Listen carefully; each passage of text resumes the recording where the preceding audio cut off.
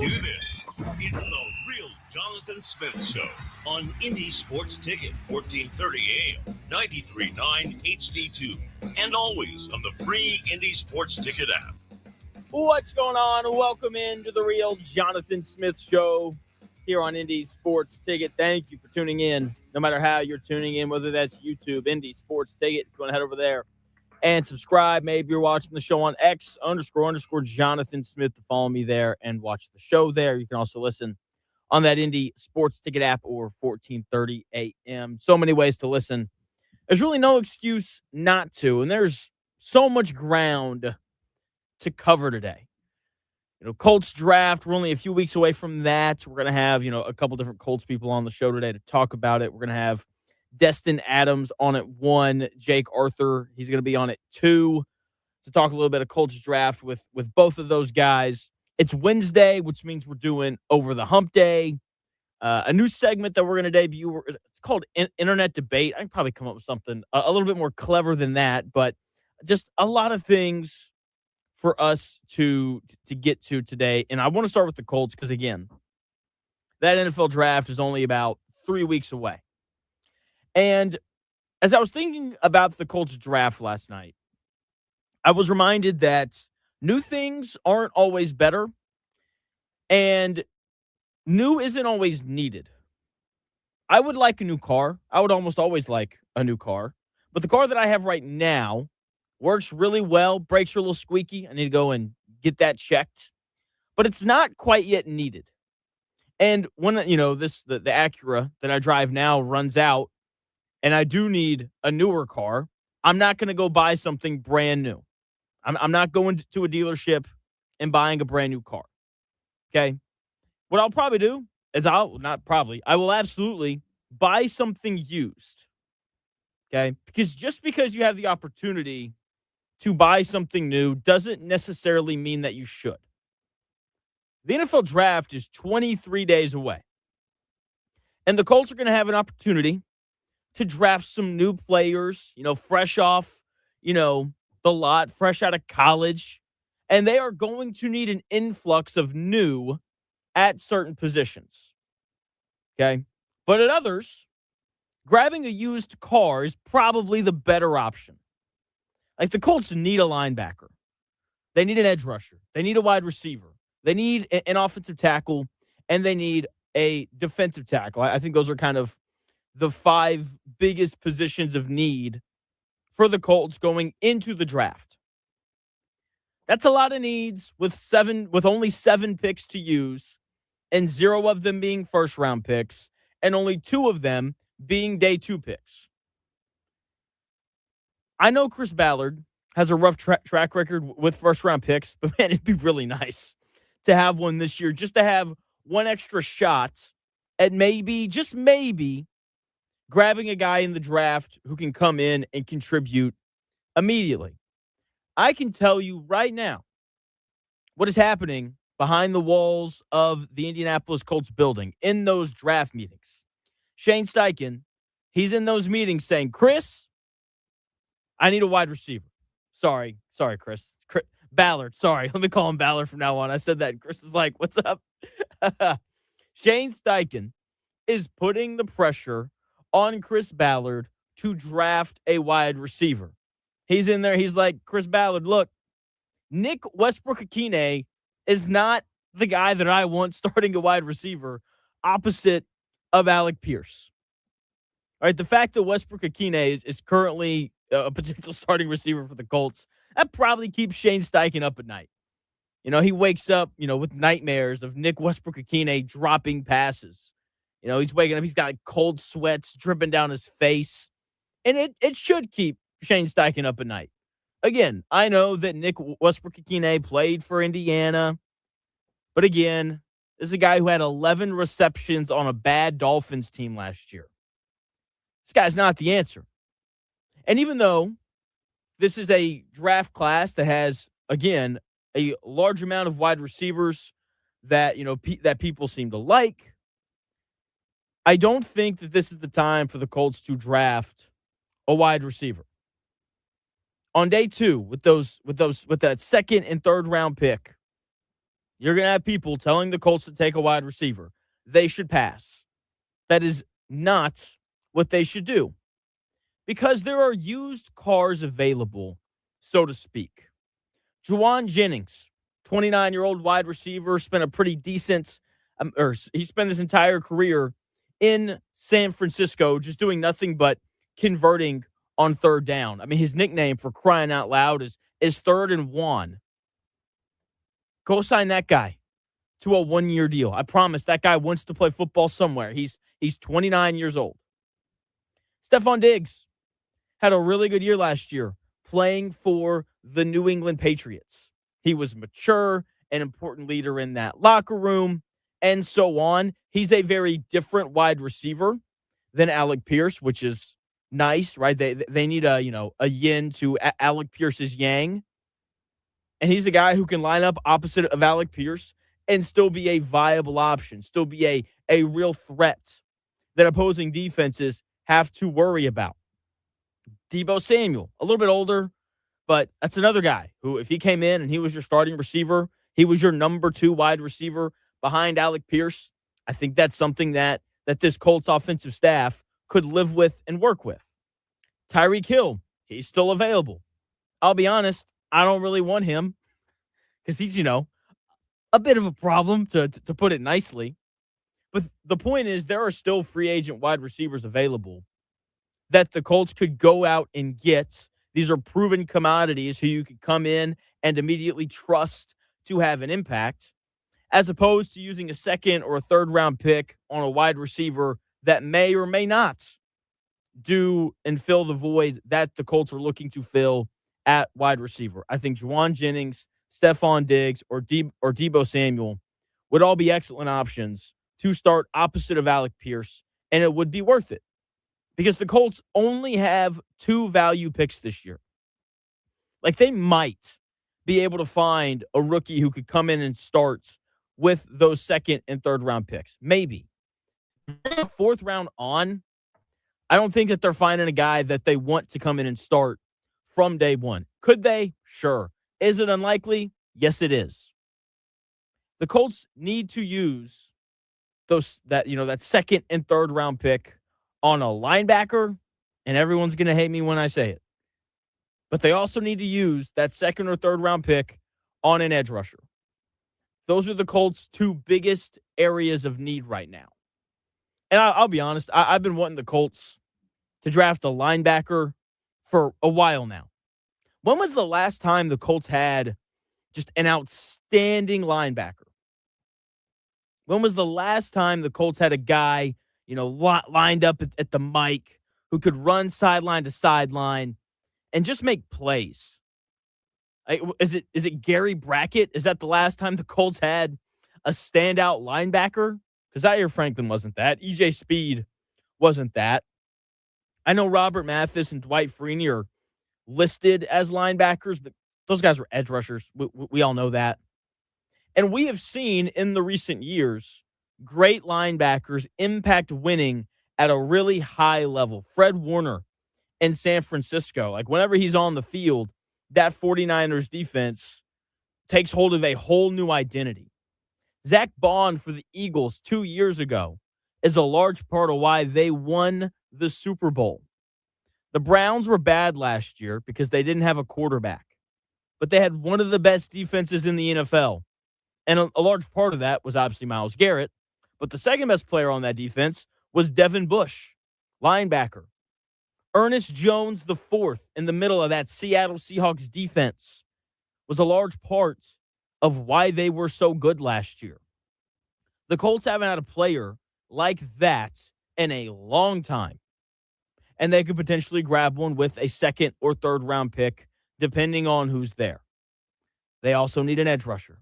I know, it's another year of Chris Ballard being the Colts GM, using picks on edge rushers, and still needing more edge rushers. This is a deep edge rushing class. I was reading some articles last night.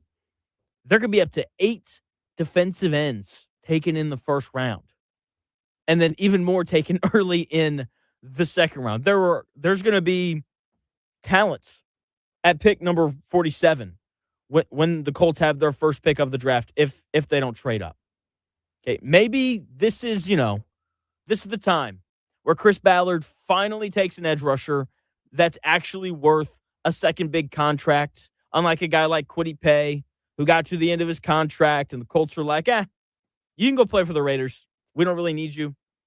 Maybe this isn't, like last year where they take JT Tuimoloau. I know he doesn't want to be called JT anymore. I forget what he wants to be called, so we'll just go with that.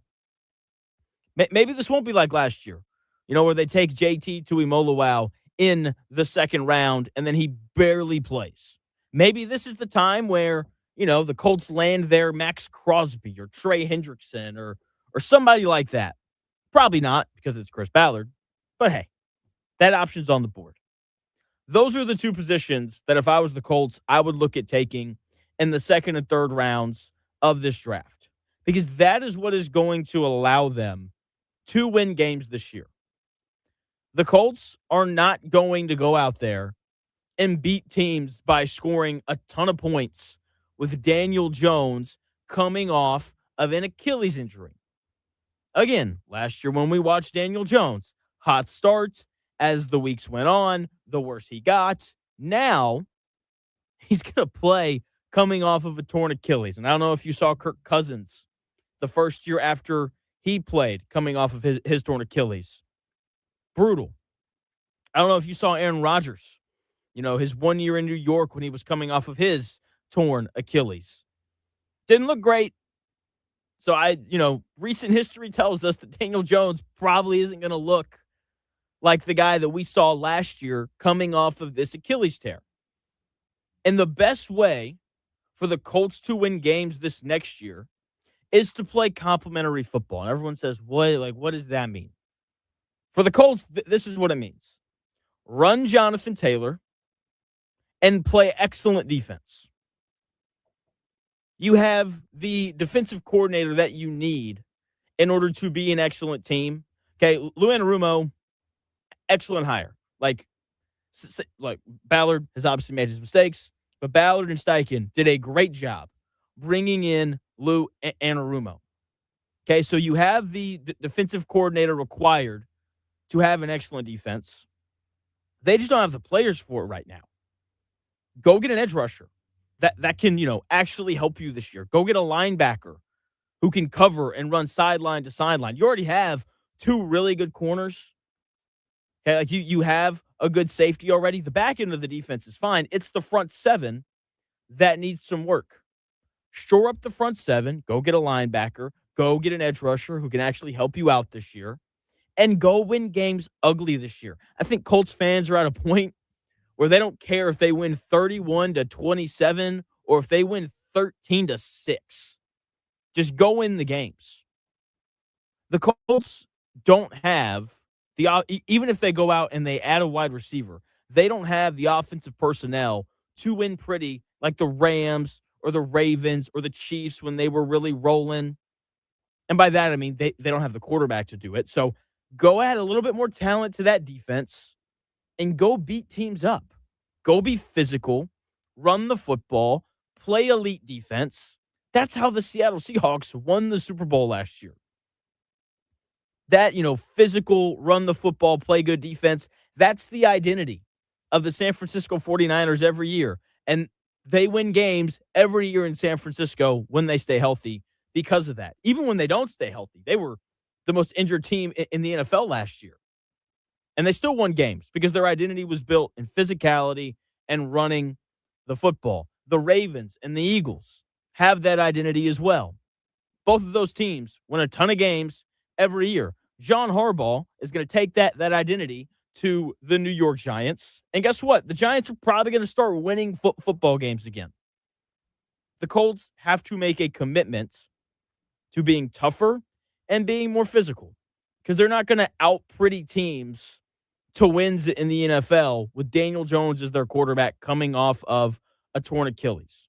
And a wide receiver doesn't add to that tougher and more physical outlook that the Indianapolis Colts are going to need to win games this year. So on day 2 of the NFL draft, let's say that, the Colts don't move around at all. They don't trade down. They don't trade up. Take a linebacker and an edge rusher and go address your wide receiver need by signing a Juwan Jennings, a Stephon Diggs, or a Deebo Samuel, maybe a Tyreek Hill. I don't know if the Colts want to deal with that headache, but ultimately, if the Colts want to win games, I think defense is going to be the way that they get it done. 317-228-1430. That is the phone number if you want to call in, weigh in on what you think the Indianapolis Colts should do during their draft this year. Yeah, but that's what I think. Go defense. You don't need some amazing offense to go out there and win these games. We'll talk to Destin Adams coming up at 1:00. He's got thoughts on the Colts draft, and we'll talk to Jake Arthur as well at 2:00. Thank you again for tuning in, no matter how you're tuning in. When we come back in 3 minutes, it's Wednesday, which means we've got to get to Over the Hump Day.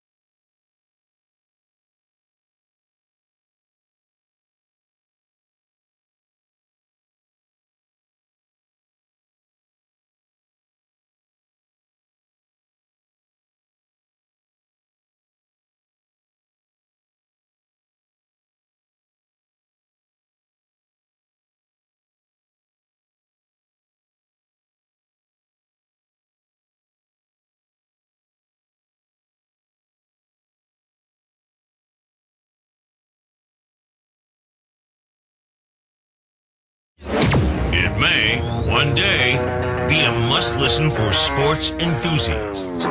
Yeah, and monkeys might fly out of my butt. Uh-oh. The Real Jonathan Smith Show on Indy Sports Ticket 1430 AM, 93.9 HD2, and always on the free Indy Sports Ticket app. Welcome back to the Real Jonathan Smith Show here on Indy Sports Ticket. Thank you for tuning in, no matter how you're tuning in. Whether that's YouTube, Indy Sports Ticket, if you want to head over there and subscribe. Maybe you're watching the show on X, _ Jonathan Smith, to follow me there.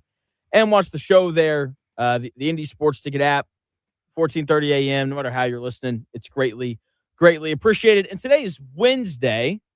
The week's just flying by. And, we have a lot of things to get to. We're talking Colts draft today. Destin Adams coming up. here in about 40 minutes. We got Jake Arthur coming on at 2 o'clock. So a lot of stuff on the Colts draft today. But basketball season is still going on. The NBA playoffs are right around the corner.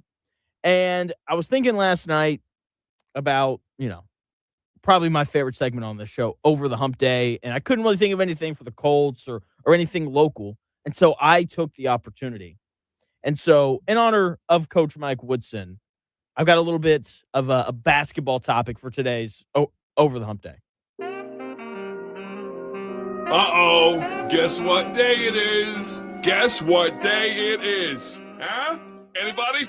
Julie, hey, guess what day it is? Oh, come on, I know you can hear me.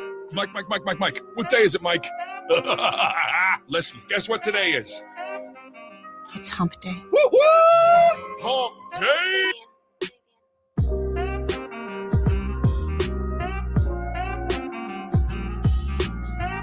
No, as a coach, I gotta get us over that hump. I gotta get them comfortable, knowing that you're gonna be in close games and you gotta make plays coming down the home stretch. I mean, in the tournament, we were right there. I just didn't get them over the hump, man. And that's something that I live with every day of my life. Because I truly believe that was the team to really make some noise and get to the finals, and I just couldn't get them over the hump. Mike Woodson, just a constant battle of trying to get over the hump. And today I want to talk about this historical hump that we see pop up all the time in the history of the NBA. So the NBA playoffs, they're right around the corner. And even though the Pacers aren't going to be in the playoffs this year, I'm still going to talk about them. It's still one of the bigger events going on in sports. I love the NBA playoffs. It is the highest level of basketball in the world. It provides some of the best drama in sports. There's nothing like a Game 7 in the NBA playoffs, or, a Game 6 where the higher seed is trying to earn that Game 7 back at home and so on. So I love the playoffs. It is just an excellent, excellent event every single year. It's so good that you forget about all the other bull crap that the NBA does. And, around this time, you're going to hear people start giving out predictions for what's going to happen. You're going to hear people picking the Oklahoma City Thunder to win the NBA Finals again and be the first team to repeat since the Warriors did it. Okay, they're the favorite, the Thunder are, and they should be. You're going to hear some people pick Boston. Okay, if Cade Cunningham could come back, then you're going to hear people make a case for the Pistons. The Nuggets are definitely going to have people pick them because they have the best player in the world. After the Thunder, though, I think the most popular pick that you're going to hear in terms of who's going to win the NBA Finals this year is the San Antonio Spurs. Don't fall for it. Every team in the history of the NBA has a hump that they had to get over in order to break through and win the NBA Finals. The Bulls' hump was Isaiah Thomas and the Detroit Pistons. Okay, when you go back 2 years ago, before the Thunder won it, their hump was Luka Doncic and the Dallas Mavericks. LeBron James's hump early on in his career was the Boston Celtics. He couldn't beat Kevin Garnett and Paul Pierce and those guys when he was playing for Cleveland. Every team that wins the NBA Finals has a playoff moment where they fail to get over the hump, and then they come back. Maybe it's the next year, maybe it's 2 years after, and they finally climb up that hump and they get over it. It's like a rite of passage in the NBA. Something tragic has to happen to you in the playoffs before you can win the finals. You don't just show up and start winning championships. This is the best league in the world. And don't fall for it. The Spurs are not going to just show up and win the NBA Finals. They essentially have no playoff experience. When you have Harrison Barnes, who's obviously an NBA champion. You have Luke Cornett, who's also an NBA champion. Outside of that, there is basically no experience. Devin Vassell, Dylan Harper, Victor Wembanyama, Carter Bryant, Stephon Castle, Keldon Johnson, Julian Champagnie. Those names outside of Wemby probably mean nothing to you. But these are important guys for the Spurs. And all those names that I just listed have combined to play 0 NBA playoff minutes. De'Aaron Fox has played in 1 playoff series in his career. The top 7 scorers for the San Antonio Spurs have combined to appear in 1 playoff series. And that lack of experience doesn't win in the playoffs. We see it time and time again. You have to be faced with a hump, not get over it, and then come back a year or two later and then, climb over it. And then, and then teams go on to win their first finals. Now, the Spurs are going to be the 2 seed, even though Wemby has fractured ribs right now and all those things. They're going to beat whoever they play in the first round. They don't even need Wemby to do it. But when they play the Nuggets in the second round, if the seeding holds, as soon as they play a good team with experience, I expect them to lose. I think that's going to be Denver in round 2. They are going to be the hump that the Spurs just can't quite find a way to get over. Okay, now, there is a counter argument to this.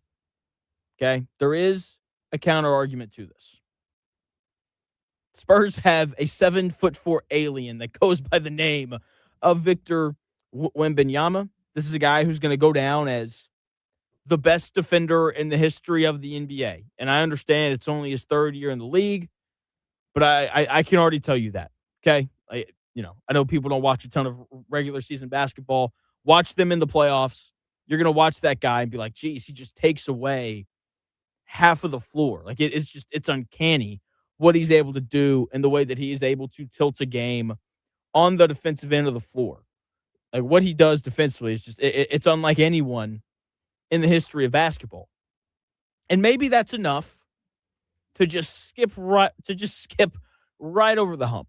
To just show up, face, the Nuggets and, the defending NBA champions and the Oklahoma City Thunder and just ride right over the top of that hump and go on to win the finals. Maybe that's enough. I don't think it is. You have to have the experience. Okay? And whenever I say that, people point to the Olympics. And they say, oh, well, Wemby doesn't need experience. He played in the Olympics. There's no bigger stage than that. Playing for a gold medal against Team USA, and, on your own home country's soil. Okay? The issue isn't the stage, and I think people miss this all the time. Every NBA player has played in a high-pressure, big-moment game at some point in their life. Okay? Their lives have been filled with them. Okay?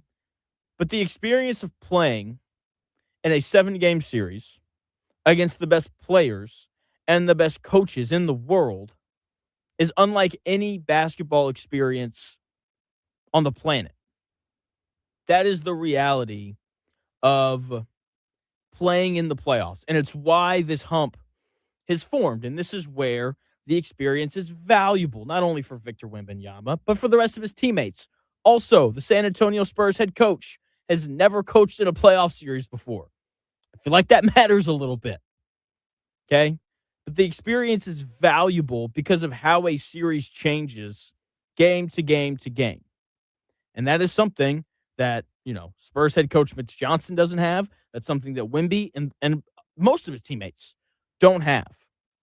Part of why Shai Gilgeous-Alexander was so good for the Thunder last year was simply because he'd been through the playoffs before. Okay, he had been through the experience of teams changing coverage on him from game to game to game. Okay, he'd been through, the experience of knowing how to save things for late in the fourth quarter when his team really needed a bucket. Okay, and you only earn that experience by having tried to go up the hump and having failed. And then you come back and you make your adjustments, and then you get over the hump, and then you lift Larry O'Brien. Okay, so if you like to gamble, don't fall for it. Do not bet the Spurs to win the finals. They are not getting over the hump this year. I don't even think that they're going to appear in the Western Conference Finals just because the Western Conference is so freaking good. Okay, every great team in the NBA experiences that hump that they can't get over, right? And this is the Spurs year to go through that. No one skips the hump. Not even 7'4" aliens from France. So there is your over the hump day. And I in addition to let's just keep the hump thing rolling here. You know who else hasn't been able to get over the hump? Bryson DeChambeau hasn't won the Masters yet. Went into Sunday last year in the lead, and I'm just going to do it now. I'm going to put my stake in the ground here. Bryson DeChambeau is going to win the Masters this year. Okay? I know. I'm going off the board here. I know no one else is picking Bryson DeChambeau to win the Masters, but last year he goes into Sunday, final day of the tournament, in the lead, and then he shoots a 75 on the final day.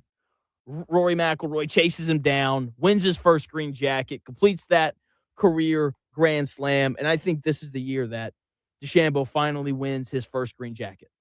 He's playing really good golf right now. Won his last 2 live events in South Africa and in Singapore. Okay, the thing that cost him last year was he didn't hit his irons very well, especially on Sunday. If he can fix that part of his game, I think he's going to have an excellent chance to win it this year because you already know he's going to outdrive everybody.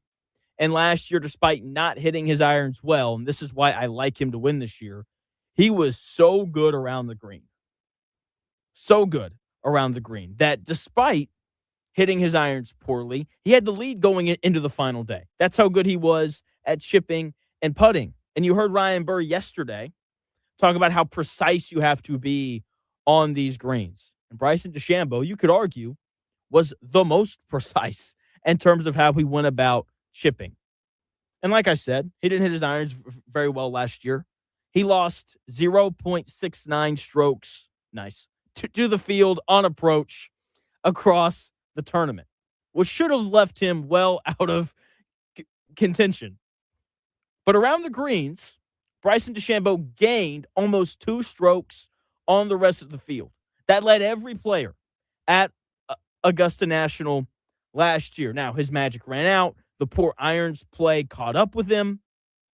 But he showed that he doesn't even have to be fully locked in with his irons to have a chance to win the Masters. He can still find a way to make pars consistently, and that is how you win golf tournaments.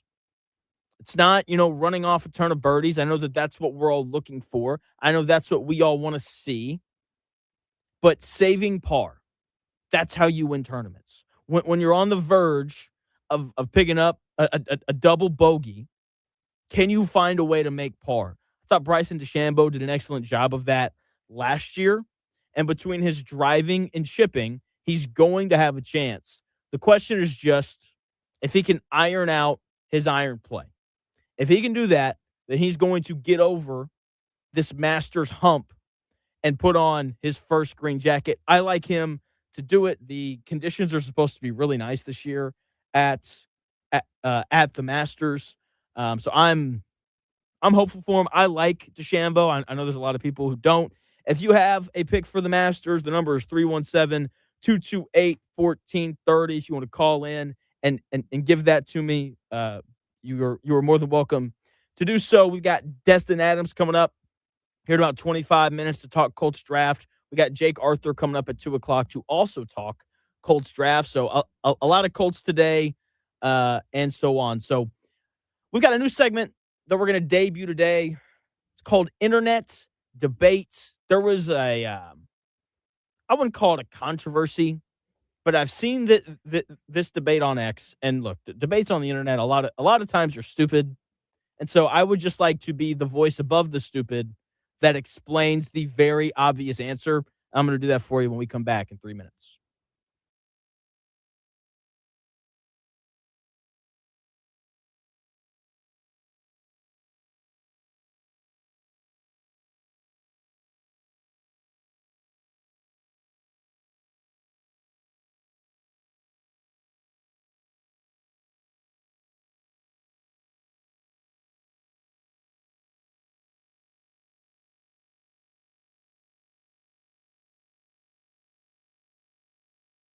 Back Nine Golf is Carmel and Fisher's premier indoor golf experience. Step into a private simulator bay powered by Full Swing technology, trusted by the pros, and play iconic courses or dial in your swing with real data.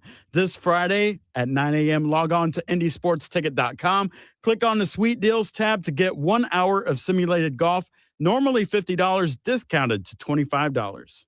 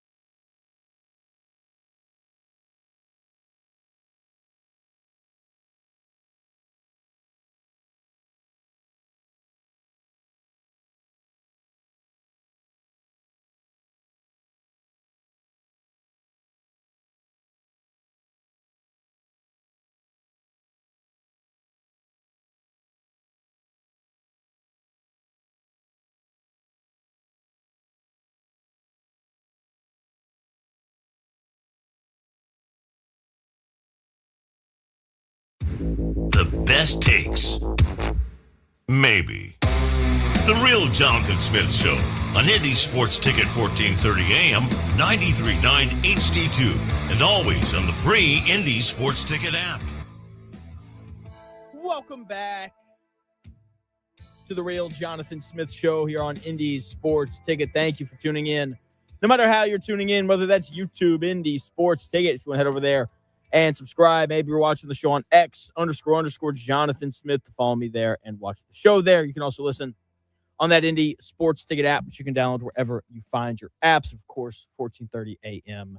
as well. If you're driving around the Indianapolis area, talking a little Masters, find the NBA. We're talking about the NBA playoffs. We're talking about the Colts. Just covering every base possible so far throughout the show.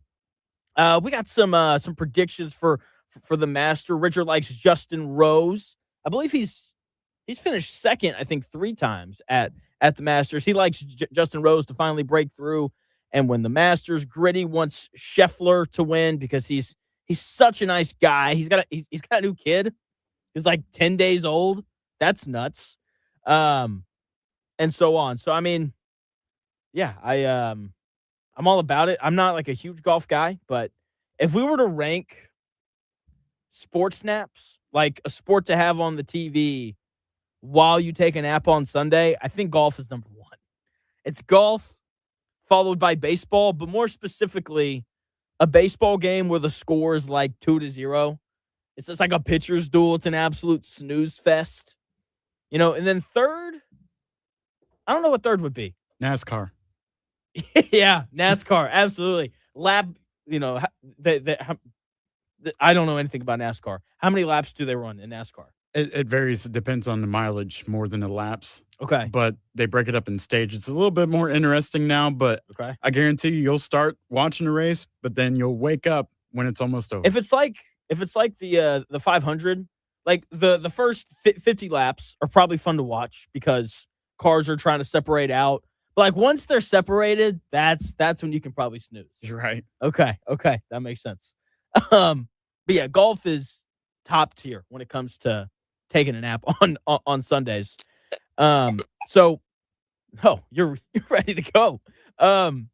So we got a new segment for you. It's called Internet Debates. I can probably think of something a little bit more clever than that. But from time to time there are these interesting debate topics that break out on the internet. And there was one that broke out a couple days ago, asking the question, which sport has the largest gap from playing in college to playing professionally? I think there's a really obvious answer here. And without further ado, here's our new segment, Internet Debate.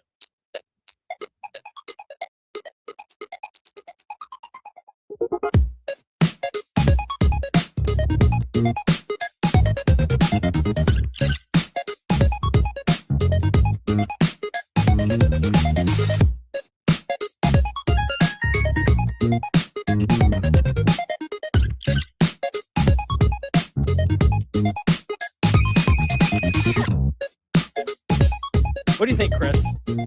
Solid. I like it. I wanted something that sounded internet-y, and I felt like that did. Well done. Whatever, internet-y, if that's, we're coming up with new words. Ross Campbell saying, what if the Nintendo is this? Yeah, seriously. That's what it reminded me of. A little bit 16-bit action. Yeah. Or like a ringtone. There you go. Pastor Van saying it sounds like an Atari game. And before someone says it, I am fully aware of what an Atari is. Okay. I know anytime something that comes up that's like a little bit older than me, everyone's like, do you know what this is? Yes. Better question. Are you a video game guy? I am. Do you know what the Bally is? No. Oh, that's okay. You probably don't know what ColecoVision is. I don't. You're right. There you no go. idea what that All is. No idea. The Bally is like one of the first consoles ever created. You hold it, and you have a trigger and a joystick, and that's it. And there's all sorts of games you can play on it. It's a blast. So much. My dad had it when he was a kid, and he still has it. And so whenever me, my older brother, him, and my younger brother are all together, we'll just sit down and we will play the Bally for hours. Interesting. And so yeah, it's a good time. Actually, I lied. We don't play for hours. Someone loses and gets upset, and then that's it. we take a break. Fair enough. Without further ado, though, internet debate: which sport has the largest gap from college to pro? Right, and people are really debating football, basketball, and baseball. Right, the three major sports of our country. So for football, it's really tough to kind of, I think, evaluate football as a whole because every position is just so different. Like quarterback, I think, is without a doubt the toughest position to go from college to pro in, regardless of sport, just because college offenses are so different from NFL offenses. I think it's why you see so many guys fail when they go from, college to pro. You also have to end up in the right place because if you end up with the wrong coach and the wrong system, it just makes it even more difficult to be able, to be successful. So there's that. But football as a whole, though, I think it's really just a speed thing. Like catching doesn't really change if you're playing in the NFL, if you're playing in college. Running and tackling, like those are, I think, the three most basic forms of the sport. Like the way that you do those things, like it doesn't change when you go from college to pro. The question really is just whether or not if these college guys have the processing speed to play at the NFL level, because the NFL is obviously faster than the college game. And if they have that processing speed, then you see players show up and impact the game immediately. Like I think a guy that comes to mind really quickly is Nick Emanwari, the strong safety for the Seattle Seahawks last year, who, outstanding athlete, incredibly smart, and he just immediately showed up and was awesome. So I think football would be closer to the bottom of the list unless you're playing quarterback just because of how much is demanded from you mentally. And then you have basketball, and I think this question's a little more. I hate the word nuance. So I don't want to use that. I think it's a little bit trickier because the level of college basketball, as we've seen over the past few weeks, it's rising because of NIL. Players are staying longer. Guys are 27 years old now, playing college basketball. So the game is older. Players are staying longer. You're having Europeans come over and play college basketball, and so because of that, because the college basketball game has improved, I think that the gap has narrowed between college basketball and the pros, but it's still large. I'll never forget listening to Charles Barkley. I can't remember if it was an interview or a documentary, whatever it was. He talked about how the speed of the game jumped when he went from high school to college, and how it was a lot, and he had to adjust and all these things. And then he got to the NBA, and he said that the speed difference from college to the NBA was even greater than it was from high school to college. So the thing, though, that I think makes basketball a little bit easier than this last sport that I'm going to get into is there are certain skills in basketball that just translate no matter what. Like shooting a catch and shoot three in college is the same thing as shooting a catch and shoot three in the NBA. And I'm sure there's, some Pacer scout out there listening right now who's like, Jonathan, you don't know what you're talking about when you say that. But I think I do, and that's all that really matters. So that is something that I think is transferable. The ability to rebound is usually a transferable skill. The ability to set good screens is usually a transferable skill, and so on. So I don't think that has the biggest gap. I would argue that is baseball, and I think it's pretty obviously baseball. I don't think there's really any question about it. The gap between Major League Baseball and college baseball is so large that players get drafted and then disappear for 3 years while they hone their skills to maybe be good enough to put on a big league jersey.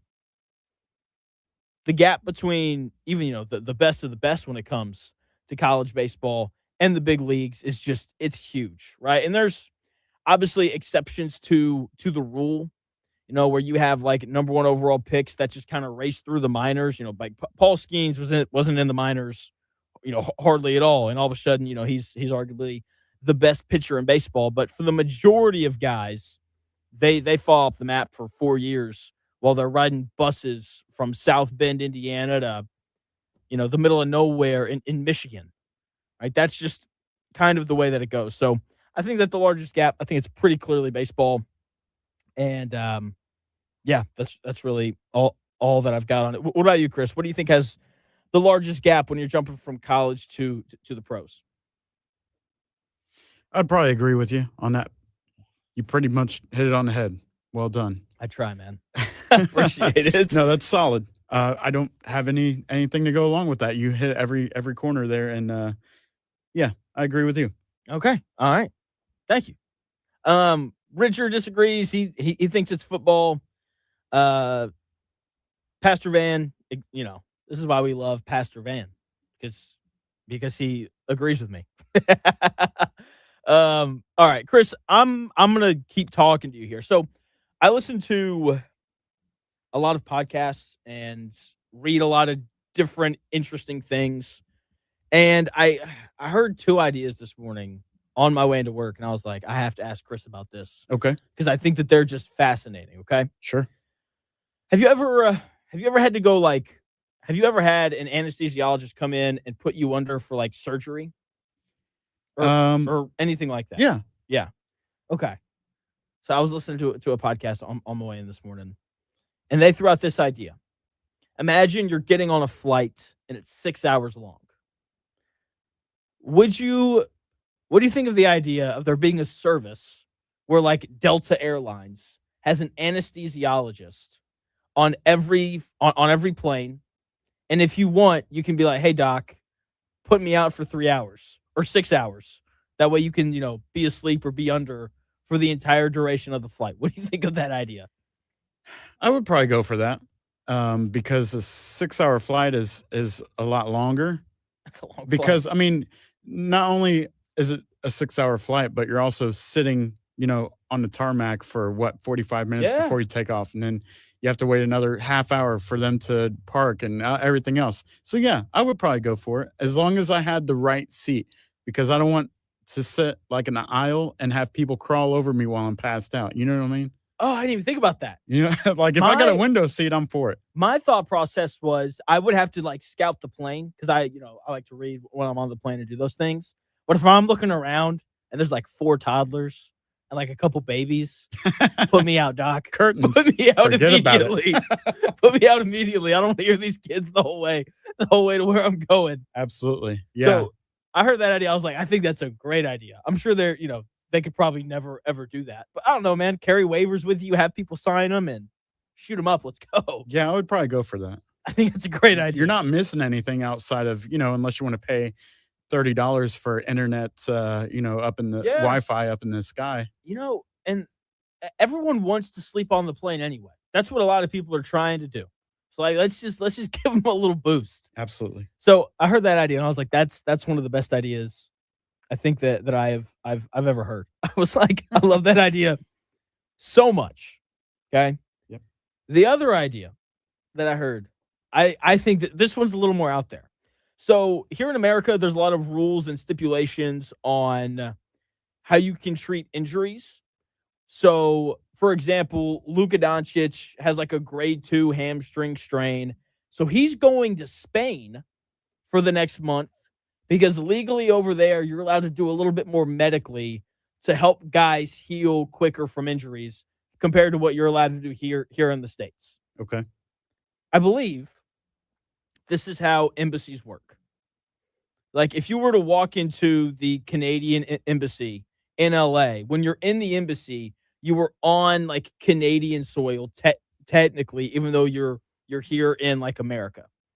So what if we had like for Luca, imagine if they had like a Spanish medical embassy where instead of him having to fly all the way out to Spain to like get the benefit of those laws for his treatment, there was just like a building where we're like, this is Spanish territory and you can get that treatment here as opposed to having to go all the way to Spain. I mean, could you imagine all the paperwork and everything and liability that went along with that, though? But yeah, I see where you're going, and I think that'd be a good idea too. I would imagine it would be a very busy building as well. You know what I mean? Luka's not the only one going. I went, so I'm training for the half marathon. I'm like 3 weeks away. Very nice. I ran 5 miles yesterday. How'd that go? And it sucked. Every step, I was just like, and I've got like the mileage tracking on my phone, and I'm like, it's like, don't look at your phone, man. If you look, you're just gonna be upset that you still have all this time left. Yeah. And oh man, just brutal stuff. Yeah, and I'm just thinking, I'm like, hey, I would use that right now in a heartbeat to just to kind of be able to recover. So, yeah, those are my ideas, man. I think that they'd be hilarious. I could see that. So, all right, a little off topic there. That's okay. We don't mind it here on the Real Jonathan Smith Show. We're about to get right back on topic, though. Destin Adams is set to join the show when we come back here at the top of the hour, 1 o'clock, and we're going to talk a little bit more about the Colts and the upcoming NFL draft.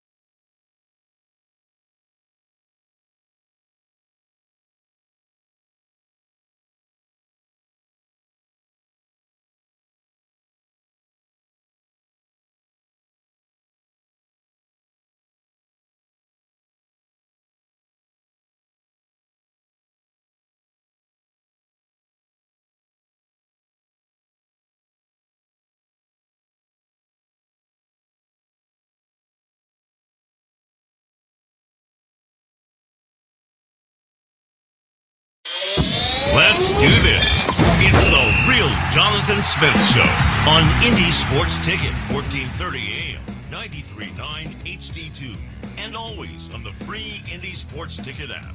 Hour number 2 getting underway here on the Real Jonathan Smith Show. Thank you for tuning in, no matter how you're tuning in, whether that's YouTube, Indy Sports Ticket. If you want to head over there and subscribe, maybe you're watching the show on X__Jonathan Smith to follow me there and watch the show there. You can also listen on the Indy Sports Ticket app or 1430 AM if you're driving around the Indianapolis area in your car.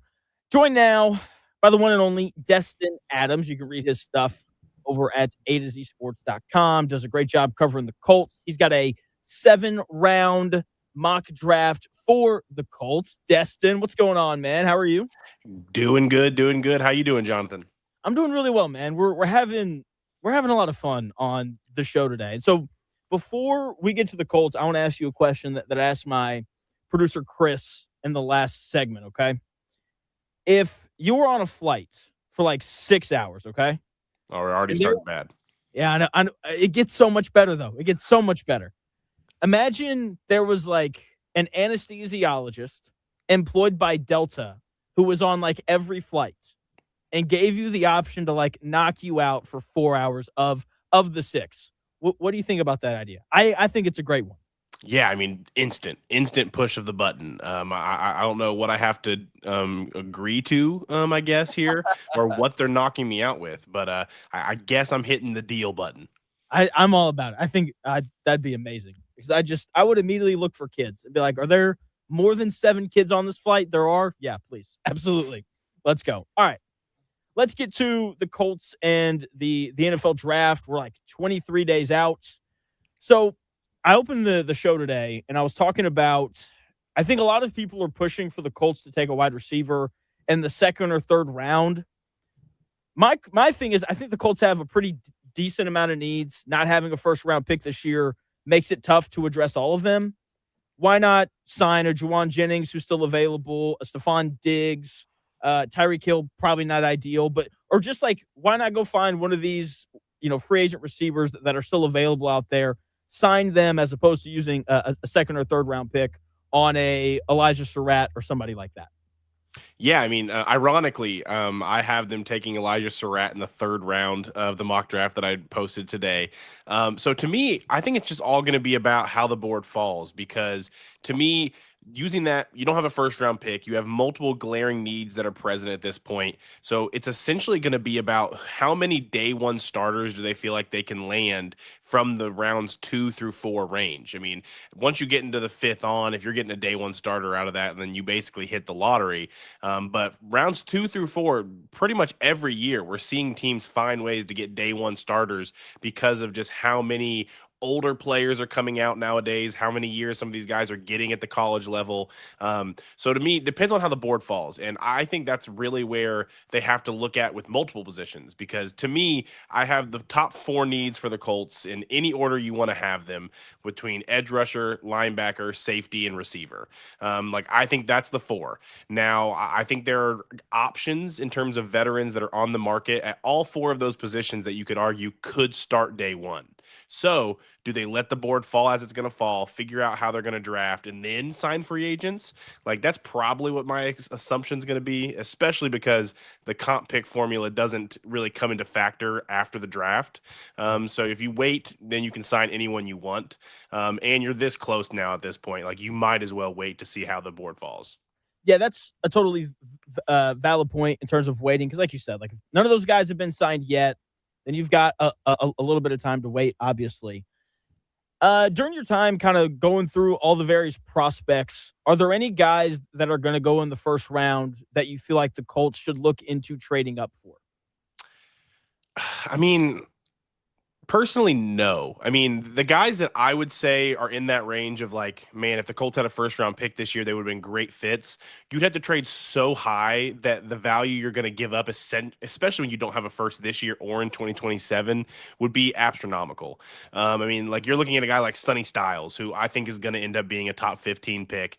To get from 47 inside the top 15, even in a class where you don't have that many just blue chip 1st round prospects, aspects, it would just be unheard of. And I just don't see a world where that's a possibility. I also think when in a year where the Colts only have 7 draft picks right now, they only have 2 draft picks in the top 100. Moving up just probably isn't where they are going to be able to operate. I think it's way more likely we see a couple trade downs, to be honest. The trade down, that is the Chris Ballard staple. That's, it's been 10 years of trading down, it seems. Joined by Destin Adams, who does a great job of covering the Colts. You can read his stuff over at A2ZSports.com. He's got a 7-round Colts mock draft up. I don't want to give away everything from the article, but I was reading it earlier today. It seems like the only thing you're really tied to is taking a linebacker in the second round. Why is that? Why is it important for the Colts to get a linebacker in the second round compared to the rest of the draft where it seems like you just kind of want to see where things fall? Yeah, so I mean, this mock draft that came out today is a part of a 4-part series, essentially. So, like I said to you earlier, I think the top 4 needs for the Colts, in any order you put them, are edge rusher, linebacker, receiver, safety. So I essentially let my Twitter followers or X followers, whatever we're going to call the app nowadays, pick what the first of that series is going to be. So they chose linebacker. So that mock draft that went up today had to be linebacker. Now, I think one of the reasons and the argument you could make of why linebacker could make sense at round 2 is because, first of all, you have to get a day 1 starter out of this class at linebacker, in my opinion.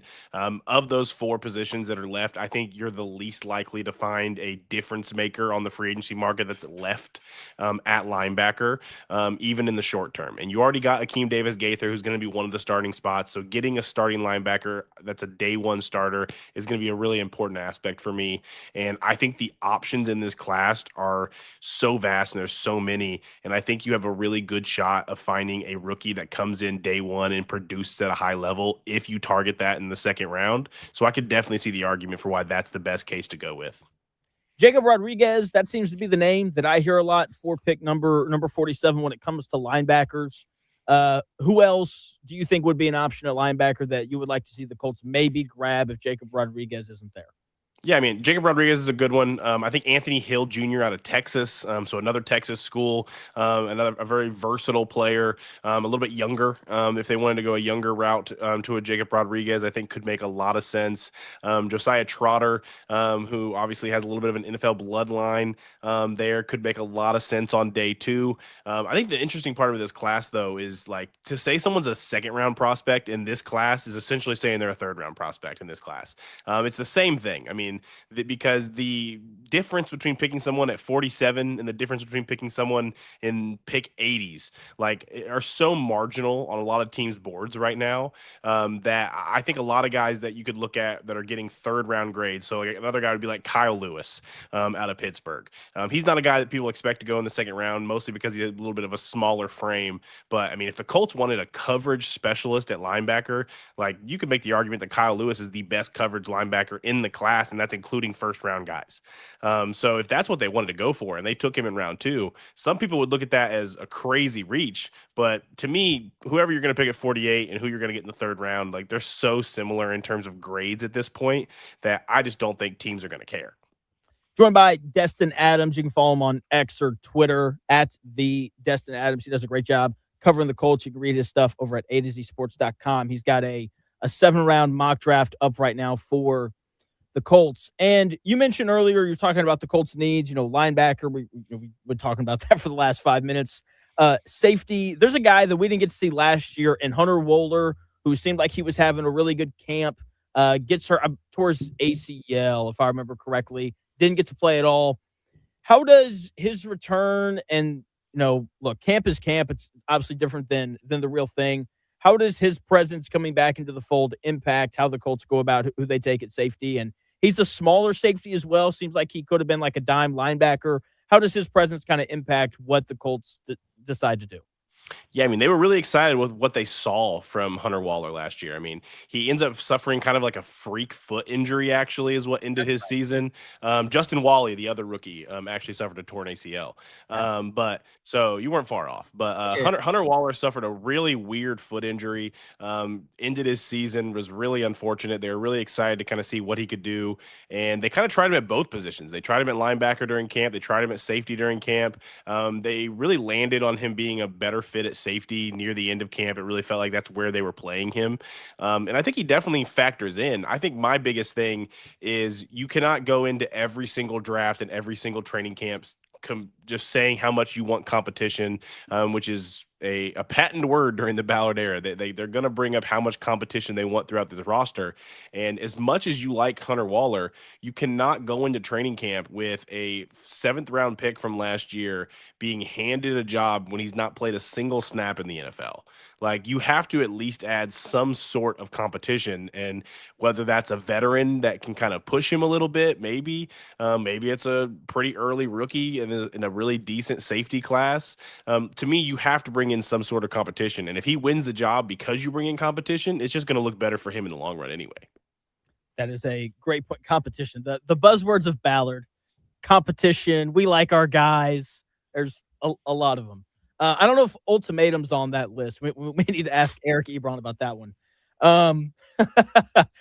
You were talking about, how safety, there's a decent amount of depth in this draft class. In terms of when you look at the positions of needs for the Colts, where, based on the depth, do you think that they could maybe wait a little bit longer to take a guy who could maybe come in and have an impact from day one? That's a good question. I think safety is one of them. I just think this day 3 safety class has so many guys that, for example, have a lot of experience playing at the college level. And I think for defensive backs, and it's at multiple different positions at this point, but defensive backs being one of them, that like the more you play in college, like you just see so much growth happen. So figuring out what that looks like and getting a safety that can come in and play, like I think you can land one on day 3 that can have a role, even if it's special teams early. Like I really do think getting day 3 safety could make a lot of sense. And now I have them taking Elijah Surratt in the 3rd round. I said that earlier in this new mock draft, but I do think there are receivers that fit what the Colts are looking for and that second outside starting spot, to where if you waited till day 3, like it could make a lot of sense. Like there are guys that are going to be better at the yards after catch mold that I think they want to add a little bit more of now that Pittman's gone, and trying to figure out how to complement Alec Pierce a little bit more on the outside. So I do think there's options that they could look at there. I also think linebacker, who I said earlier could make a lot of sense to go round 2. Like this is a very deep linebacker class. So I've been covering the NFL draft in terms of doing my own scouting since 2017. I think this is the deepest linebacker class I've ever covered. I think there's just going to be so many different guys, and there's so many different flavors of linebacker in this class. So if the Colts wanted to double up at any position in this class, I would say it's linebacker, just because you can not only land a day 1 starter, but you could also land a guy that complements that linebacker well. And you signed Akeem Davis-Gaither this offseason, but I don't think anyone's looking at Akeem Davis-Gaither to be the long-term solution at linebacker by any means. I hope they're not looking at him to be the long-term solution at linebacker. Joined by Destin Adams, who does a great job of covering the Colts. He's got a Colts mock draft up over at A2ZSports.com, where you can go and check out what he thinks the Colts are going to do in all 7 rounds. The wide receiver thing is interesting because I know that Nick Westbrook-Akine played for IU, but he had 11 receptions last year on a bad Dolphins team. So, like, wide receiver is something that obviously needs to be addressed. What you mentioned, them wanting to find someone who complements Alec Pierce well. What do you like about Elijah Surratt that makes you think that he could be that complement? Yeah, so I mean, I think Elijah Surratt's, like, I think everyone knows about his ability to make contested catches. I mean, he showed that at Indiana. He led the FBS in touchdowns last year with 15. So I mean, the stat line speaks for itself there. But I think a very underappreciated part of Surratt's game is how smart he is in terms of finding openings in zone coverage in the middle of the field, planting himself, making the catch, and then being able to run a little bit afterwards and make more plays. I really do feel like Elijah Surratt doesn't get enough credit there. And I think when you're looking at replacing Pittman, the 2 areas that I feel like over the years we saw Pittman do so well was, 1, make contested catches. Obviously, Alec Pierce took that from him the last couple of years.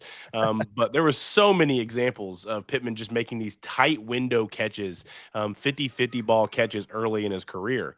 And I think going after that, we always saw Pittman be a guy on third down that would just find the opening in the zone, plant himself, and give you the first down. I think Elijah Surratt really excelled at that at Indiana over the last 2 years.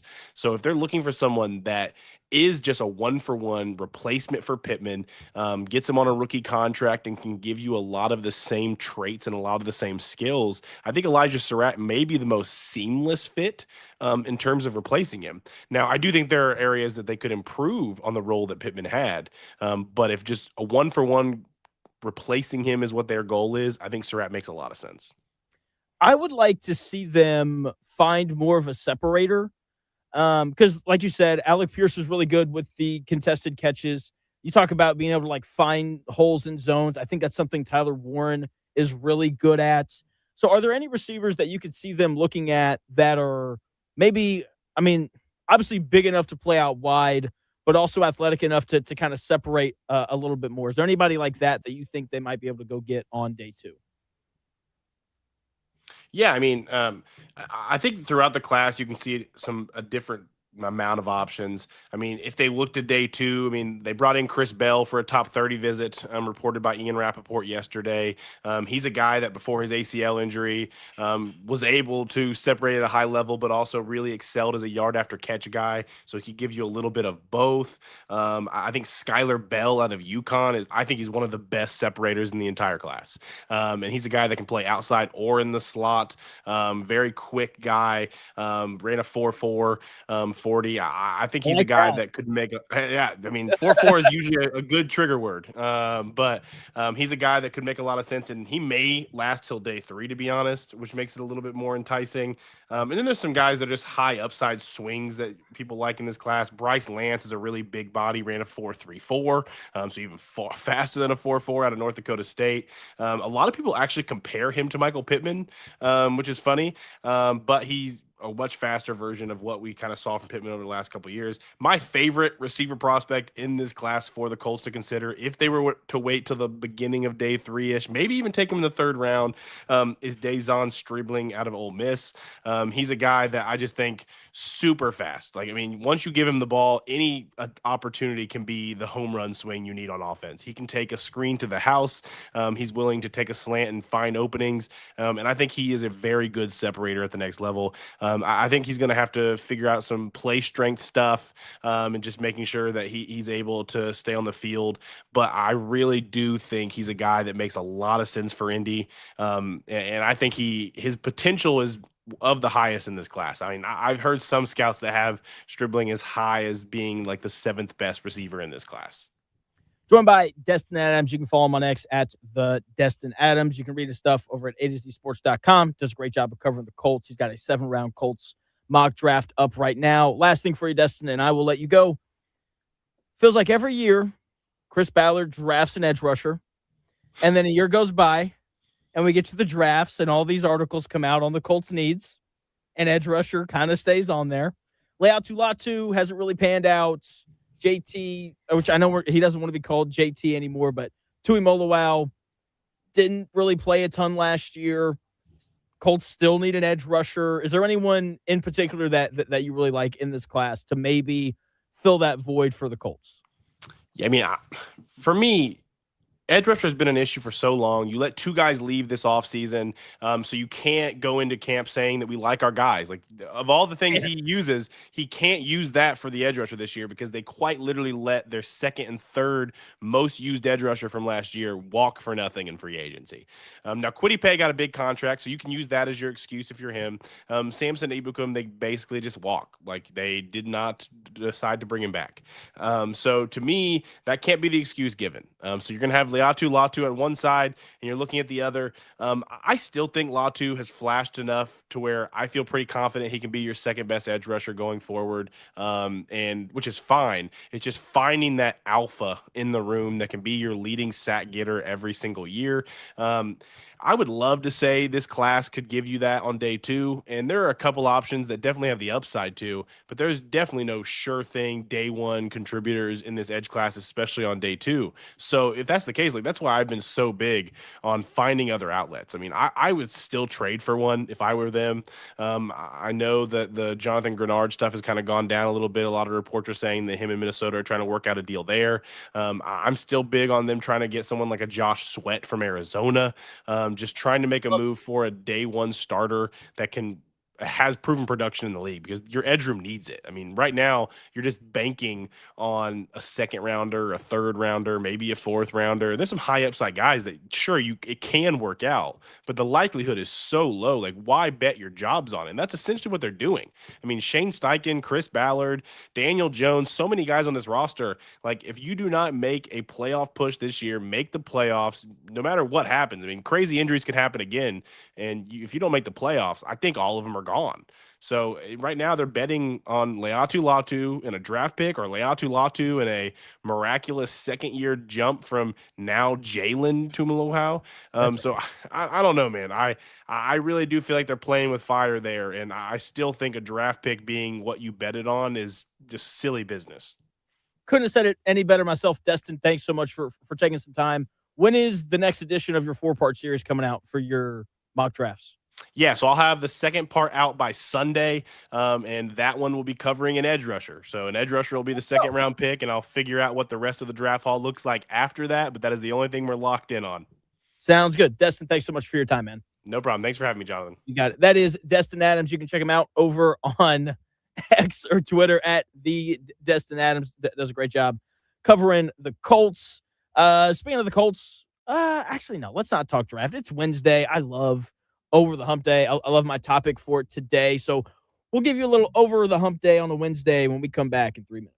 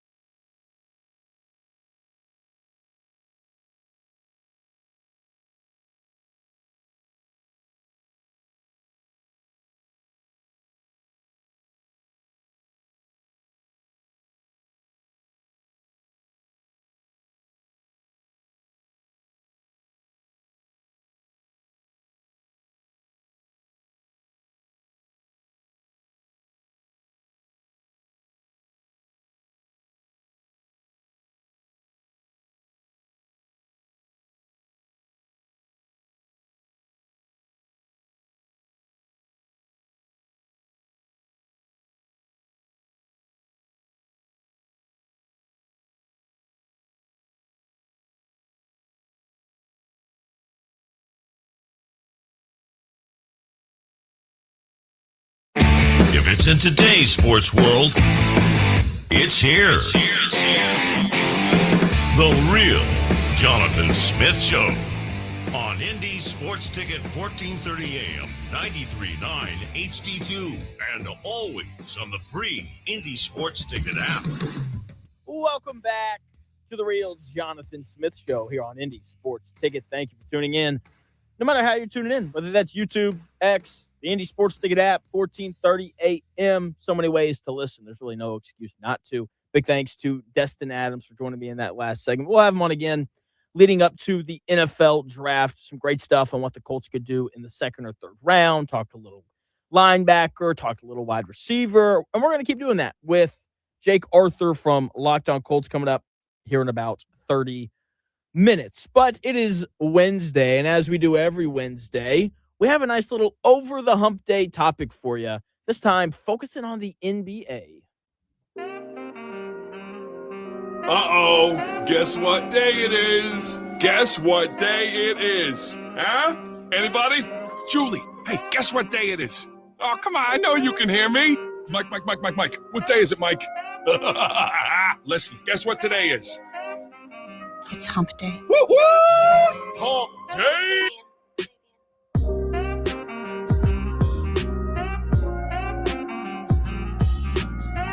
No, as a coach, I gotta get us over that hump. I gotta get them comfortable, knowing that you're gonna be in close games and you gotta make plays coming down the home stretch.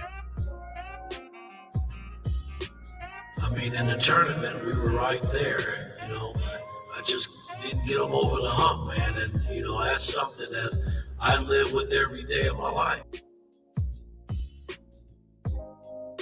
Because I truly believe that was the team to really make some noise and get to the finals, and I just couldn't get them over the hump.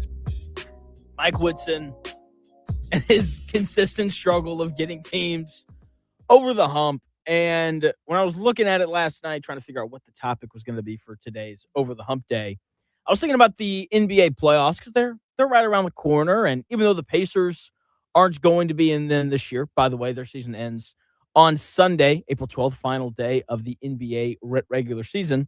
Even though the Pacers will not be in the playoffs this year, I'm still going to talk about them. It's still going to be one of the bigger events going on in sports. And I just love the NBA, especially the playoffs, because it is the highest level of basketball in the world. And I think that late series games provide some of the best drama in sports. There is nothing like a Game 7 in the NBA playoffs. I mean, just go back to last year, just the excitement and the anticipation for Pacers and Thunder, and then Tyrese Halliburton comes out and he makes 3 threes and everyone's rocking. And then, the thing happened and everyone was crushed. And so Game 7s, I think, are just incredibly special, and the NBA playoffs as a whole are. And you're going to hear a lot of people pick the Oklahoma City Thunder to win the NBA Finals again. They are the favorites, and they should be. You're going to hear people go away from the Thunder, though, and talk about how hard it is to repeat, which is really true, right? And you're going to hear some people pick the Celtics. If Cade Cunningham can come back from his collapsed lung and play well, you're going to hear people make a case for, the Pistons. The Nuggets are going to have plenty of people pick them because they have Nikola Jokic, the best player in the world. But after the Thunder, I think the most popular pick that you're going to find is people saying that the San Antonio Spurs are going to win the NBA Finals. And I'm here to tell you, do not fall for that. Every team in the history of the NBA has had a hump that they have had to get over in order to win the NBA Finals. The Bulls' hump was Isaiah Thomas and the Detroit Pistons. 2 years ago, before the Oklahoma City Thunder won it last year, their hump was Luka Doncic and the Dallas Mavericks. LeBron James's hump early in his career was the Boston Celtics. He struggled to beat Paul Pierce and Kevin Garnett and Ray Allen and Rajon Rondo and Big Baby Davis and so on. Every team that wins the NBA Finals, every superstar that wins the NBA Finals has a playoff moment where they fail to get over the hump. It is a rite of passage in the NBA. You don't just show up and start raising Larry O'Brien trophies. It just doesn't happen. This is the best league in the world. And the Spurs, I'm telling you right now, are just going to show up with all these young guys. And you know they're young guys because they're all younger than me. And just start winning the NBA Finals. They don't have any playoff experience outside of two players, Harrison Barnes and Luke Cornett. Harrison Barnes isn't really even in their rotation anymore. And Luke Cornett is going to play like maybe 15 minutes a game when the playoffs roll around. The issue for San Antonio is all of their players who actually play have a combined 0 NBA playoff minutes. Devin Vassell, Dylan Harper, Victor Wembanyama, Carter Bryant, Stephon Castle, Keldon Johnson, Julian Champagnie, and so on, have all combined to play 0 playoff minutes. The only guy for San Antonio who consistently plays, that has played in the playoffs before, is De'Aaron Fox, and he's played in 1 playoff series. Their top 7 scorers have combined to play in 1 playoff series. And that lack of experience doesn't win in the playoffs. We have seen it time and time again. You have to have playoff scars in order to win the NBA Finals. So they're going to beat whoever they play in the first round. But if they play the Nuggets in the second round, that's probably who they're going to play right now. If the seeding holds and all those things, they're going to play Denver and they're going to lose. As soon as they play a good team with experience, I expect for them to get knocked out of the playoffs. Now, there is a counter argument to this that has to be acknowledged. The Spurs have Victor Wembanyama, who's one of the 5 best players in the world already. He's going to go down as the best defender in the history of basketball. He can tilt a game defensively unlike anyone in the history of the NBA. And maybe that's enough to skip the part where you don't have to get over the hump or where you try to get over the hump and then fall down it. I don't think it is. You have to have the experience. And whenever I say that, I think people point to the Olympics and how he played on that stage in front of his home country in the gold medal game against, the United States of America and Steph Curry and LeBron James and Kevin Durant and all those guys. And my thing is, the issue is not the stage. Every NBA player has played in high-pressure, big-moment games for the majority of their lives. The difference is the experience of playing in a 7-game series, because when you play the same team 7 times over a 2-week period, it's just different. And then you throw in the fact that you're playing the same team 7 times in a 2-week period, and it's the best players and coaches in the world. It's unlike any basketball experience anybody has until they actually have it. And let's also throw in the fact that the San Antonio Spurs head coach has never coached a playoff game either. This is where the experience is valuable, and Victor Wembanyama and the rest of his teammates do not have that experience. Part of why Shai Gilgeous-Alexander was so good for the Thunder last year was because he'd been through the playoffs before, and he knew how teams were going to adjust game to game, and he had a head coach who had coached in the playoffs before at that point.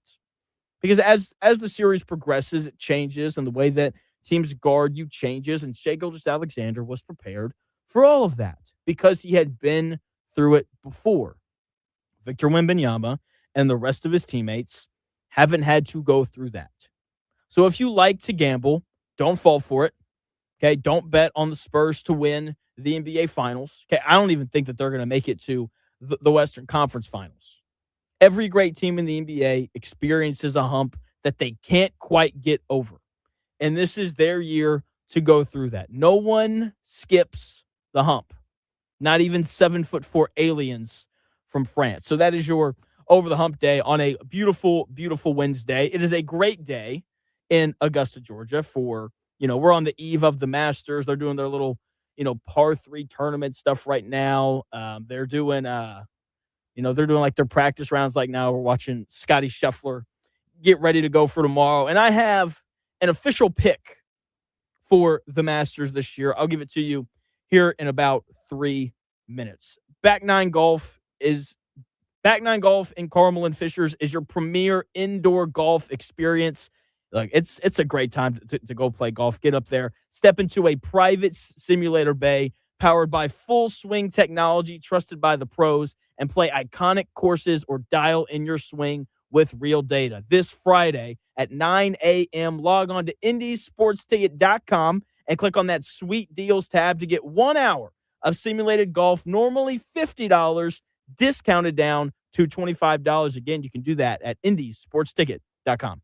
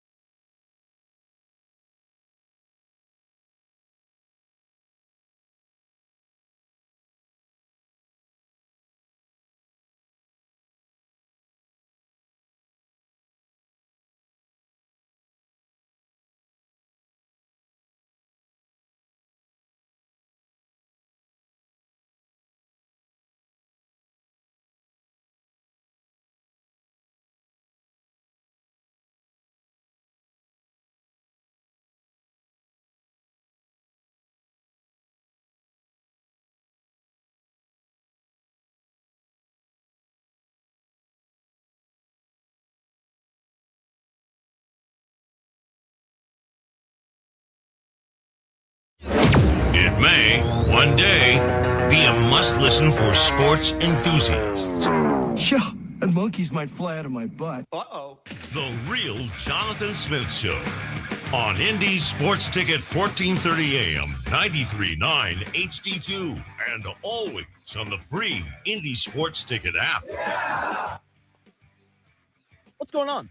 Welcome into the Real Jonathan Smith Show here on Indy's Sports Ticket. Thank you for tuning in, no matter how you're tuning in, whether that's YouTube, Indy Sports Ticket. If you want to head over there and subscribe, maybe you're watching the show on X__Jonathan Smith. Follow me there and watch the show there. You can also listen on that Indy Sports Ticket app, which you can download wherever you find your apps. We got Jake Arthur from Locked On Colts. He is set to join the show coming up here in about 20 minutes as we continue to kind of look ahead to the Indianapolis Colts in the upcoming NFL draft. We are 23 days away from that, and we are merely hours away from the beginning of the 2026 Masters. Just a beautiful tournament. It's just so nice to look at on TV, and that's why I don't watch the whole thing, because I look at it for 5 minutes and I'm like, it's really green, and then I fall asleep.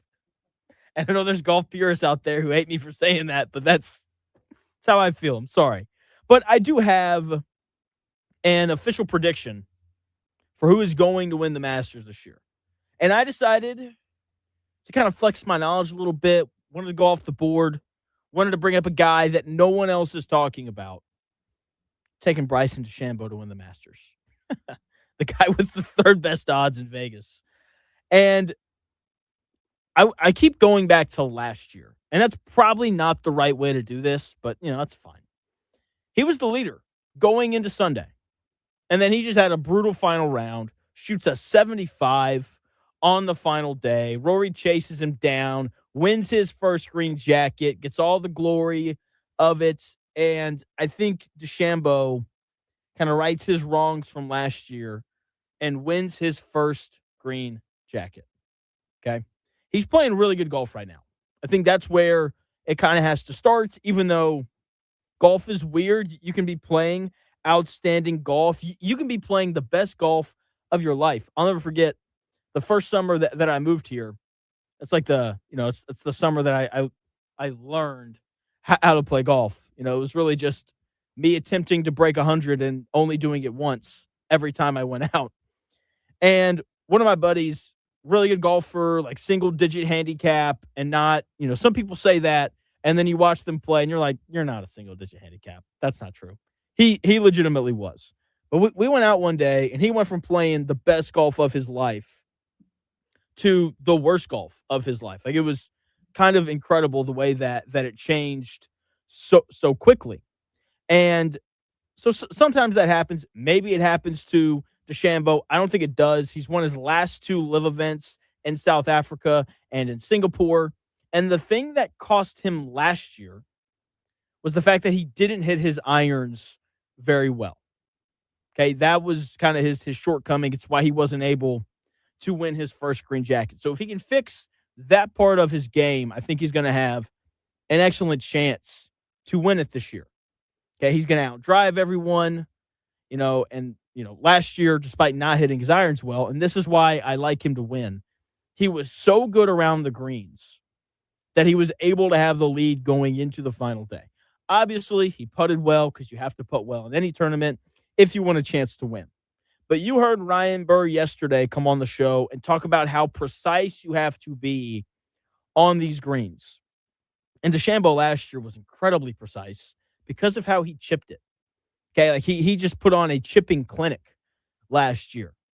Okay, and again, like I said, he didn't hit his irons well last year. He lost 0.69 strokes to the field on approach across the tournaments. Right, and that should have, completely just disqualified him from being the leader going into Sunday. But DeChambeau gained about 1.75 strokes to the field around the greens in terms of his chipping ability compared to every other player at Augusta last year. And, his magic ran out on Sunday, but he showed that even if he doesn't have his irons locked in, he can still find a way to make pars consistently. And that is ultimately the goal. Like that is how you win golf tournaments. I know that we want to sit here and be like, oh no, it's the guy who runs off 7 birdies in a row. Yeah, you don't run birdies off at Augusta. You fight for par, right? And it's the guys who are on the verge of double bogeying a hole who somehow find a way to pick up a par. Those are the guys who have a chance to win golf tournaments, and that is something that Bryson DeChambeau showed that he was going to have, showed that he has the ability to do last year. So between his driving and his chipping ability, I think he's going to have a great chance. Obviously, he has to putt well.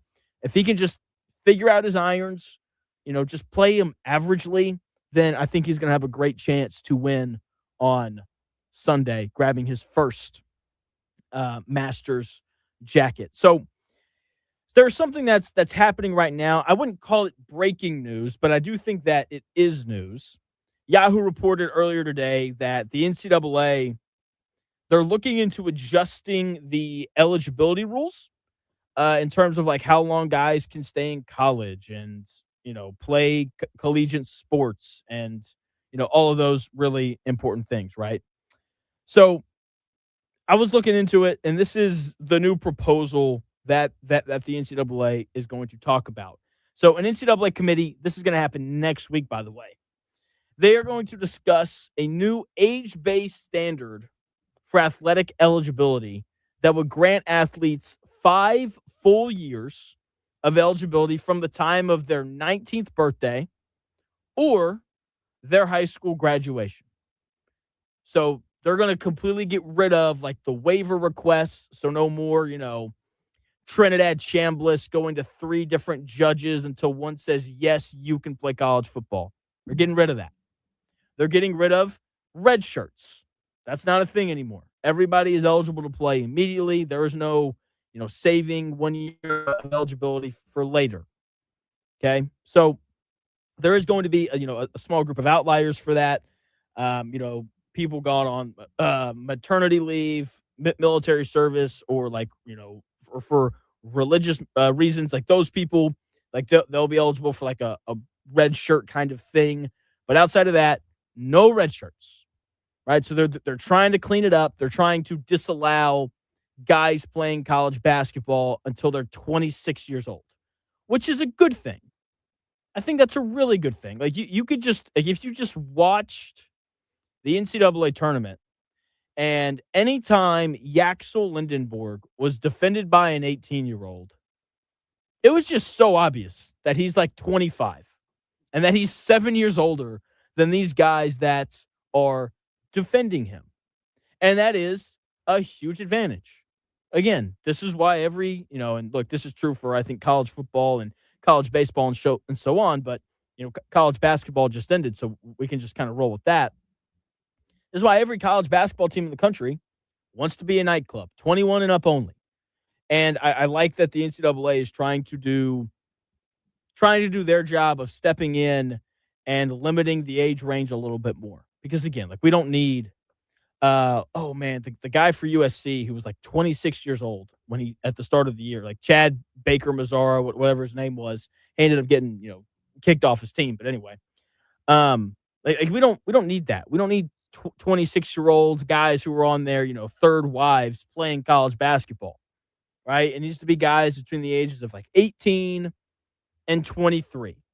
That's really what it needs to be. So I appreciate that the NCAA is trying to make it that way. Here's the tweak that I would make. Okay. How about you just get 4 years of eligibility? Like is technically the rule right now. And just have your normal red shirts, have your normal medical red shirts, and so on. Just figure out a way to enforce the rules that you already have in place. Okay, like if guys want to do the whole grad transfer thing, that's fine. It just has to be, going into your 4th year of eligibility. I think a bigger issue really than the, age thing is the transfer portal. So I would like to see them put in some sort of form of you can only transfer a certain number of times and all of those things. So Ross Campbell chiming in saying Purdue has a Mormon recruit that isn't coming until 2028 after 2 years of service. That's interesting. Hadn't heard that. But yeah, those would be the things that would be exempt according to the NCAA. I don't know. Do you? You may not know the answer to this. What religious service do Mormons have to do for 2 years? I don't know. I have no idea. I'm not even going to try to guess because I'll get it wrong. I mean, okay. So that's totally fair. I'm just going to move on. Not even going to touch what I was about to say.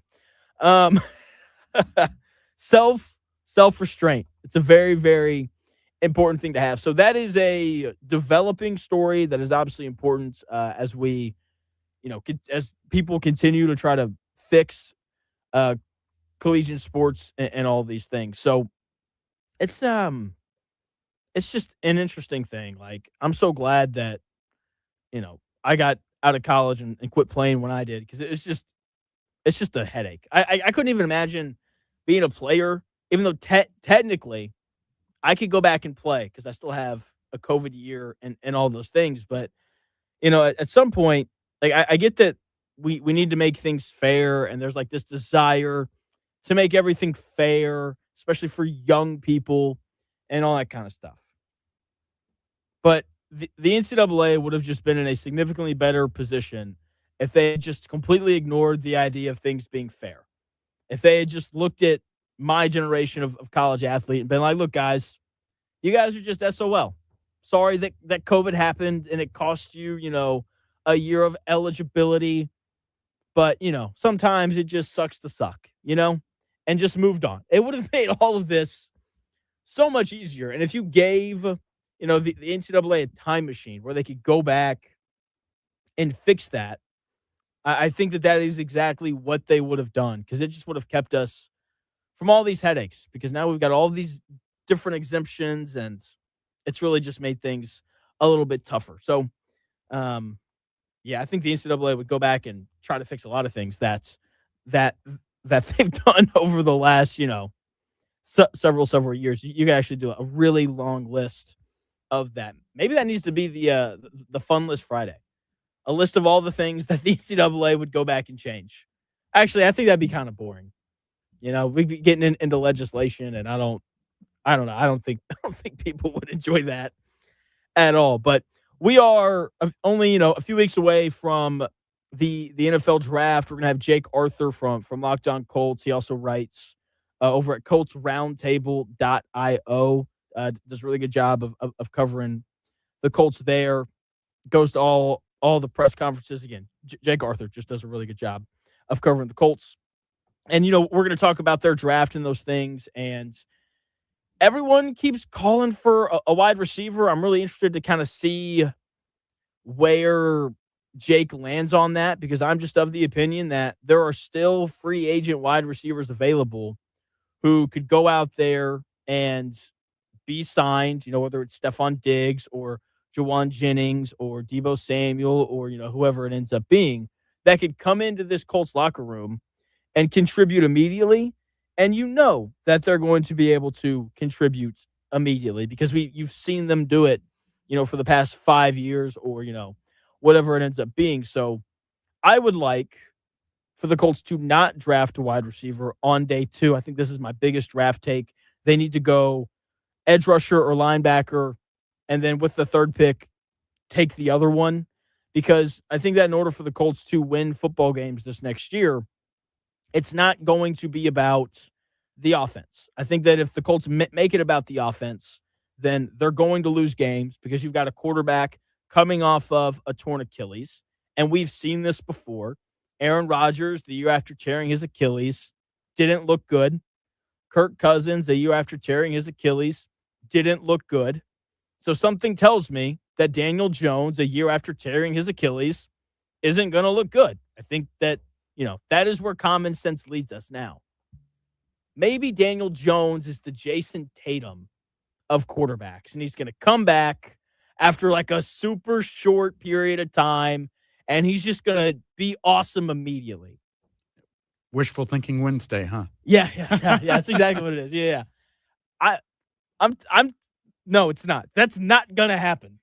There wasn't an awesome version of Daniel Jones before the torn Achilles, to be totally fair. And so I think that the pathway for them to win games is going to be to run the football with Jonathan Taylor and play really good defense. They have the, defensive coordinator in place to have an awesome defense in Lou Anarumo. The back end of the defense is really good. Justin Wally was having a really good camp before tearing his ACL last year. He's going to be back. They obviously made the trade for Sauce Gardner. They have Charvarius Ward as well, who's a little bit older but had a really good year last year for the Colts. Their issue is the pass rush and linebacker. Linebacker's been their issue for forever. They haven't had like a good linebacker since like Gary Brackett, and he left the Colts in like 2011. It's been like 15 years. I mean, to be fair, Bobby Okereke was good, but he wasn't as good. Yeah, here. He's good now. He's better in New York. So much better in New York. That's a fair point with Okereke. So, but yeah, I really want to see them go linebacker in round 2. Would love to see them go edge rusher in round 3, maybe flip that, maybe go edge in round 2, and then linebacker in round 3. Either way, I do think that defense needs to be the emphasis on day 2 because I think that the easiest way for the Colts to win games next year is going to be to play good defense and run the football, try to shorten games. I don't think that they're hanging 30 points a game on people with Daniel Jones coming off of the Achilles. We're going to have Jake Arthur of Locked On Colts joining the show to talk about the Colts and the upcoming NFL draft when we come back in about 4 minutes.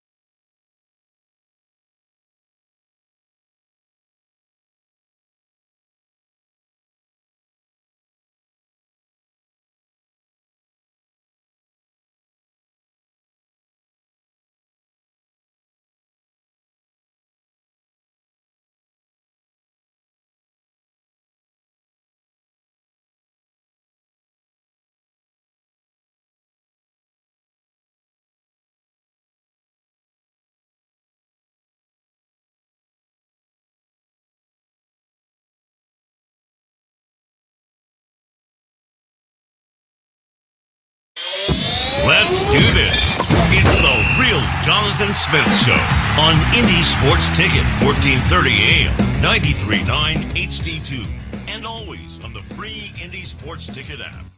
What's going on? Hour number 3 getting underway here on the Real Jonathan Smith Show. Thank you for tuning in.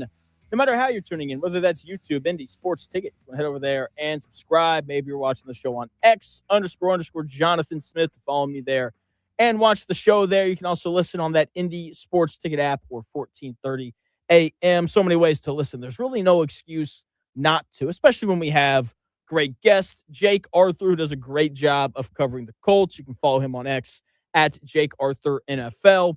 He joins me now to talk about the Colts and the upcoming draft. Jake, what's going on, man? How are you? What's up, buddy? How you doing? I'm doing good. Dude, I'm buzzing, man. Like ever since being able to come back on the air, I've been great. So yeah, well deserved. Yeah, thank you. I appreciate it. And I'm so excited to have you on because I had Destin Adams on earlier. And I wanted to ask him this question, but I just didn't feel like I knew him well enough to ask him. So I'm going to ask you instead. Sure. It's got a bit of a build up. Okay.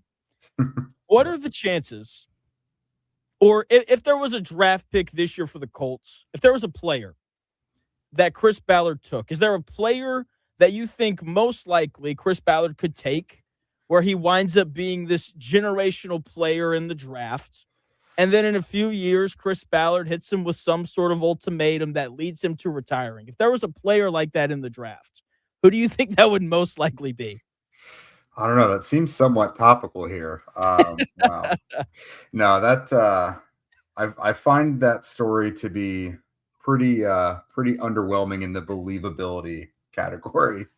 I know everybody likes to pile on Chris Ballard, but I don't even think Chris Ballard had the pull to make that type of seismic organizational decision, Yeah, that's a thing where, Jim Irsay had some of his issues, but even amidst them, that's a moment where I would think, would have stepped in and been like, no, Chris. Yeah, no, whenever there's been huge things like that, like Peyton Manning being let go because the roster bonus was coming and he had the injury, allowing Reggie Wayne to walk, bringing T.Y. Hilton back for his final contract. Those are all the type of like monumental decisions that were always Jim Irsay's to make. I don't think Chris would have ever felt comfortable doing anything like that. And he wouldn't have, they all have a great relationship. Andrew is just like a severely private person who information always gets skewed and there's always speculation about things when you have someone who's that private. And, his workplace doesn't want to speak for him and he's not speaking. So people just kind of run with things at that point. Yeah, and I do appreciate Angela coming out and kind of putting the whole thing to bed. Yeah. And I do think, like, when the clip came out of Eric Ebron saying that, the most important thing to remember, Eric Ebron doesn't like Chris Ballard. Things did not end well here for him. And you always have to remember that anytime anyone says anything like that. So, yeah, we can talk about the draft now. I was just trying to be funny. So here's my thing about the draft this year. Every mock draft that I've kind of looked at and seen has the Colts taking a receiver on day 2. I am of the opinion that I think they should wait. I think that guys like Juwan Jennings, who you could sign via free agency, when you only have really at most 3 picks to grab guys who may be able to come in and help immediately, I think that you just need to go into free agency a little bit more. I like the wide receivers that are still available compared to like the edge rushers and the linebackers. So I think that they should go edge rusher and linebacker on day 2. What do you think that the Colts should do on the second day of the draft? Yeah, edge rusher and linebacker are certainly the positions I would prefer they go for on day 2. It's the group of players that's available on day 2 as well that aligns with their needs. Like you got guys like Zion Young and Gabe Akis and guys like that who fit perfectly with what they could need on day 2. And then the linebackers as well. They have such a opportunity to add linebackers that they haven't really had in such a long time. More complete players than Zaire Franklin. And I mean, for how good Shaq Leonard was, if you take away like his instincts and playmaking ability and you just look at him for what he was strictly as a linebacker, there was some to be desired there. But there is a handful of guys who are bona fide stud linebacker prospects that are available to them. I wrestle back and forth with the wide receiver thing because after like the third or fourth round, I do think the receiver pool dries up quite a bit, at least for my personal liking. I don't love the guys there. So I'm also of the opinion, though, that they're probably not sticking and picking at 47. I think there are enough guys they're going to like there to where they drop back a little bit. That's something Chris is always looking to do. And in his two most recent public speaking engagements with the media, he said that they would like to move back and get more picks. So, I mean, he's saying it, so we might as well believe him, you know. So I do think some combination of edge, linebacker, and receiver needs to be done. I'm almost certain that edge is going to be taken because it's the position he's taken early the most. It's Chris Ballard. Throughout his tenure. Yeah. Eventually they got to get one of these right? Maybe. But they have to, because if you go into round 3, round 4, round 5 hoping to find a productive edge rusher, that just doesn't happen. You're already behind the 8 ball trying to find one in round 2. So yeah, and it's look, if there's any year where you want to grab an edge rusher in round 2, it's probably this year. Seems like there's a lot of really good prospects. Like I've looked through some mock drafts that have like 8 edge rushers getting taken in like the first round, which is just insane. And I wanted to talk about the edge rusher history with Chris Ballard. The recent history, like Leatu Latu, like there's moments where you're like, oh, like maybe, but like we're going into year 3, and it's like at some point those moments are just moments. Yeah.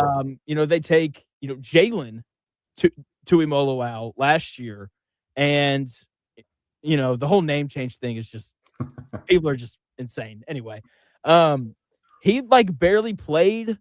And I liked him coming out of Ohio State. I was like, oh, he maybe would play inside a little bit on pass rushing downs. And then like we didn't really see him very often. When he did play, you didn't really notice him.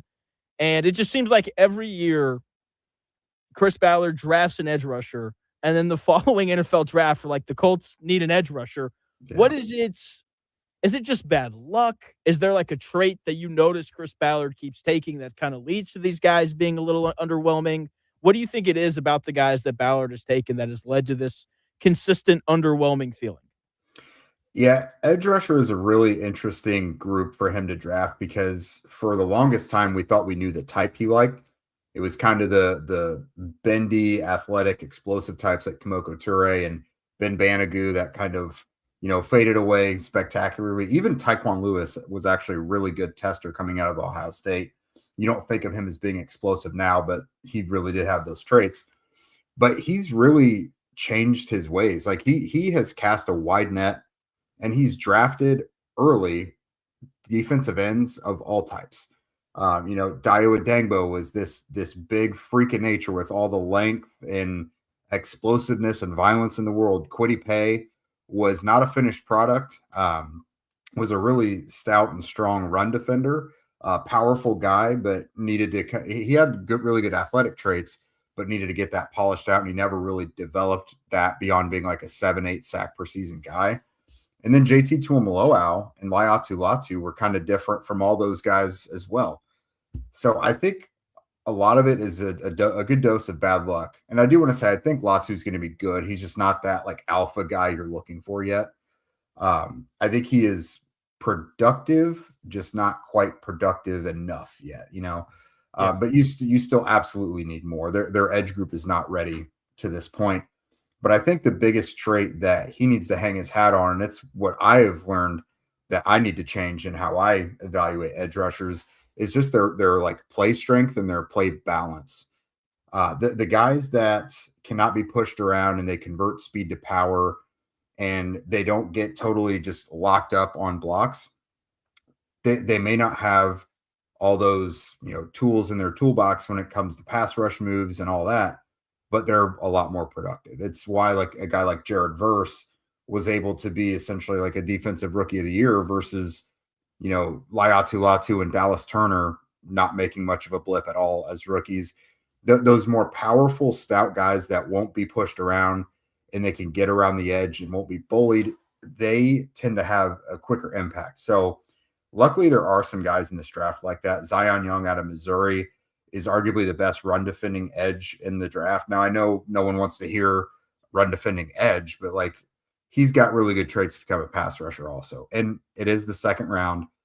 The elite 12 sack guys, you're probably not finding that unless you get lucky this year. Gabe Akis is another one that I mentioned. Really good play strength. Was like an All-American wrestler in high school as well. And then you've got Malachi Lawrence is interesting. He's got a good blend of like athleticism and power. And then you could kind of cross your fingers and hope a guy like TJ Parker from Clemson falls into their lap. He's kind of boosted his stock since the Senior Bowl, but he's got good power and athleticism to match. So there should be guys available to them to get someone who can make a quick impact, but maybe not be like the best edge rusher on your team necessarily. Joined by Jake Arthur of Locked On Colts. You'll hear his co-host on Friday, Zach Hicks. You can also read his stuff over at coltsroundtable.io. We're talking Colts and the upcoming 2026 NFL Draft. So you covered edge rusher really well there. Linebacker's the other thing, and I see a lot of people mocking like Jacob Rodriguez to the Colts with that 47th pick. I know you said that the Colts are probably going to trade down competition, and we like our guys, the three pillars of the Chris Ballard era. Who are some of the guys that you like at linebacker for the Colts? Yeah, day two linebacker, a really rich group. It kind of depends on what you're looking for. So you got to start with the fact that they signed Akeem Davis-Gaither, who, if you're putting him in the best position to be successful, he's probably going to be your starting will linebacker, just kind of your run and chase guy.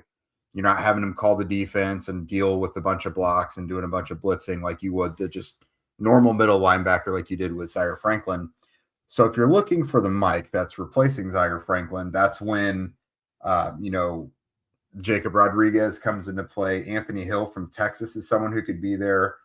Josiah Trotter from Missouri. You're going to hear Zach talk about him. That's like his favorite player in the draft. That's Jeremiah Trotter's son. Another generation of Trotter because his brother is also with the Eagles as well. But those guys, I really like them. But the guy I think I want the most, and he's not even the cleanest fit right now because of Davis-Gaither and because I don't know that Lou Anarumo will love his size. But Kyle Lewis is probably my favorite player in the draft. He is just a playmaking takeaway machine. I saw him in person down in Mobile at the Senior Bowl, and he made big plays every day, took the ball away. He's explosive, rangy, defending the run. If you got a screen pass or an outside run that's coming, he's going to be able to meet the guy at the line of scrimmage, and is absolutely outstanding in coverage as well. Some teams are probably going to have him as like a box safety. Some are going to have him as a weak side linebacker. He's going to be able to play like dime linebacker as well. For the Colts, if they drafted him, I would imagine they would see him best as like a replacement for Nick Cross. Because as much as Nick Cross was in coverage, he played in the box a ton. So that's probably what they would do with him. Although in the NFL, I like him best at will linebacker, get him even closer to the line of scrimmage and let him make plays. He's a guy that again, not the greatest fit in the world, but I would absolutely love if they drafted him.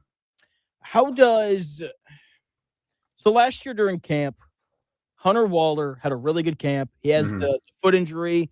And the way that you described Kyle Lewis, like dime linebacker, going to play in the box, all those things, kind of describes a lot of what Waller does. Look, he's a 7th round pick. I don't think you want to rely on a 7th round pick being a starter. But because it just seemed like the Colts really liked him. How does him kind of coming back from injury impact how the Colts go about looking at maybe guys who can play both? Yeah, I think last year, if he would have never got hurt, that's the guy you would have seen in coverage as a linebacker the most, as like their dime linebacker. I think now with Nick Cross leaving, they would like to have him and Wanye Thomas kind of duke it out for that strong safety spot. Okay. But I mean, Waller did show a lot last summer. It was obviously abridged because it was just training camp. And then I think he got hurt in like the first or second preseason game. But he's very interesting. Like if you want him in the back half as a safety, you're probably not going to love that very much. But if you have him just living in the box, close to the line of scrimmage, taking care of everything in front of him, then I think he's a really good fit there. He's good in coverage that way. He made several interceptions throughout training camp, made plays on the ball, batting it away. And he's a really tough dude as well and kind of flies around the ball. Now, his long speed and range, again, if you were putting him where like Cam Bynum is, you wouldn't want him running sideline to sideline like that. But I do think they like him a bit, but as much as I like him as well, I just think it would be unbelievable to not bring competition for a 7th-round pick last year that you liked in camp and never played it down in the regular season. Like they really like him and they're going to give him chances to succeed, but that would be very Colts-ish to let a guy under those circumstances just be a starter without competition. Joined by Jake Arthur from Locked On Colts, and you can read his writing over at coltsroundtable.io. We're talking Colts in the upcoming 2026 NFL Draft. He's coming to you live from a Colts-themed nursery. Looks great. Yeah, I like I'd say it's my office, but now also halfway my son's future bedroom. So okay, all right. Hey, it looks good. I like it, man. I like it. So you mentioned earlier, and correctly as well, Chris Ballard talked about trading down in his last couple of public appearances. mm-hmm. I know he's not going to trade up, but is there anybody that you've looked at in the first round you're like, man, that might be a guy the Colts would think about trading up for? Yeah, that's a good one. Man. So if this guy was like hanging around the bottom of the first, that's a tough one. So you would think edge, obviously. Yeah. Maybe if like a Keldrick Falk from Auburn, who is just kind of there in the mix of like these top-rated edge rushers. Everyone's talking about, Reese and Bain and Bailey and even Cassius Howell and his super short arms. But Keldrick Falk gets kind of lost in the mix with all those. He, I think, would be a good Lou Anarumo type edge rusher. He's lengthy. I think he's like about 6'5", 6'6" or so in that 260 to 270 mark. Really athletic guy as well. I think he would be worth looking into. And then I don't know about any of the linebackers going that far with it. Maybe I know safety is not like a very highly rated position that anyone likes to go that early, but like Dylan Thieneman from Oregon, if he was there. Now, for me, I think the gap between him and Caleb Downs is not all that much. I loved what I saw from Thieneman, but safety is not a premium position, and it tends to slip in the draft. If he's there, like at the bottom of the first, you could see them maybe do something like that because he is an instant impact player. Like from the moment he got to Purdue from Westfield High School as a true freshman, he was productive. So that's a guy who is unbelievable. He was there at their local pro day yesterday, and they met with him for a long time. We didn't get to speak to him after the pro day because they were meeting with him like the entire time after the pro day. So I do think there would be a level of interest from the Colts in Thieneman. Jake Arthur from Locked On Colts and coltsroundtable.io talking Colts in the draft. Last thing for you. What is the Colts' biggest need going into the draft? It's got to be edge rusher. I think if you went into the season right now with the edge group as it is, it would be even worse than last year. And they tied for 15th in the NFL with 39 sacks, which it's a fine number. It gets you by, but I think you probably could have flipped a game or two with the better pass rush last year. I know PFF rated them as like the 21st ranked pass rush team last year as well. And I think you could say you took a step back because it might be considered an upgrade to replace Samson Ebukam with Arden Key and Tyquan Lewis with Michael Clemens. But Kwity Paye started for you for 5 years as your like strong side base end, and you haven't replaced him. So right now it would be like Laiatu Latu, and your best base end would be Jalen Tuimoloau, who, like you mentioned earlier, didn't really play very much last year, unless you're going to start Arden Key on the other side, which would be totally out of place. So right now they have an incomplete edge group that I don't think they could enter the season looking how it is. Okay, that all makes sense. You texted me last night. You said that you guys had a Colts draft guide coming out today. Is that Locked On Colts? Where can people find that at? Yeah, so Zach Hicks, who you mentioned you'll be talking to later this week, he always captains this Indy draft guide. And he had a team together this year of Zach, me, Destin Adams, who you spoke with, Jay Robbins, and Noah Compton from over at Stampede Blue. And we've got over 170 in-depth scouting reports that we put together on all these players that we've got a big ranking of them. Each guy has a pro player comp as well. We do a blurb on how they specifically fit with the Colts. And Zach did a big deep dive on how Chris Ballard has spent his like premium draft capital throughout the last decade, what positions he tends to pick early. And I think especially with no first round pick this year, that's pretty critical. But this is the only draft guide out there that's specifically tailored for Colts fans. So I think it's a good read. Okay. Yeah. We'll check. Where's that at? Like, is there like what Yep. So you can, it's pinned to the top of both Zach and my Twitters right now, but you can go to gumroad.com and search for 2026 Indy Draft Guide. You could just Google 2026 Indy Draft Guide, and there's several instances of it right there. So if you Google it, you'll find it pretty quick. Okay. Sounds good. Jake, thanks for the time, man. Absolutely. Thanks for having me. See, that is Jake Arthur. You can go follow him on X at Jake Arthur NFL. Does a great job covering the Colts. Locked On Colts writes about him as well. And as he said, they got that big draft guide that just came out. 23 days until the NFL draft. 23 days until Chris Ballard leaves us all wanting more once again. More on the Colts and what they should do during the NFL draft when we come back here in about 3 minutes or so. We also have the Masters starting up here soon, and I'm just in the mood to go play golf. And Back Nine Golf in Carmel and Fishers, which is a premier indoor golf experience, is a great place to scratch that itch. Step into a private simulator bay powered by Full Swing technology, trusted by the pros, and play iconic courses or dial in your swing with real data this Friday at 9 a.m. Log on to indiesportsticket.com and click on the Sweet Deals tab to get 1 hour of simulated golf, normally $50, discounted to $25. Again, that website is indiesportsticket.com.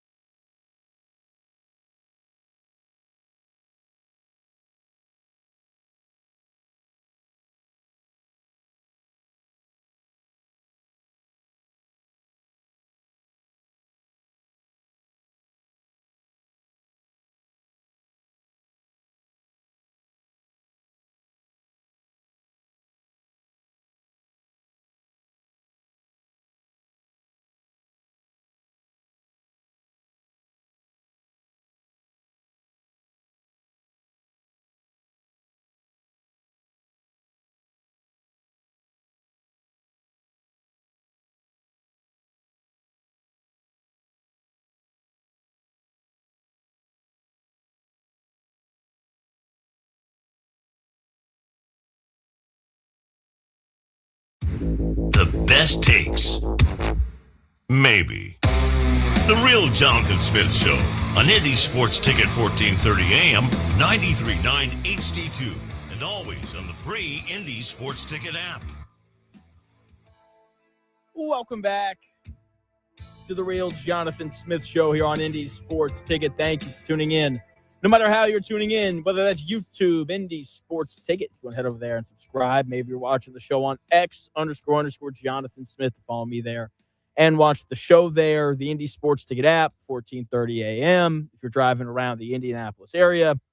So many ways to listen. There's really no excuse not to. So last night we had, I think it's one of the best things in sports. Everyone loves it when, hockey guys fight. Everyone loves it when someone charges the mound in baseball. And we got a brawl last night. Ronaldo Lopez and Jorge Soler. Man, every time I say a Cuban name, because I think both those guys are Cuban, I just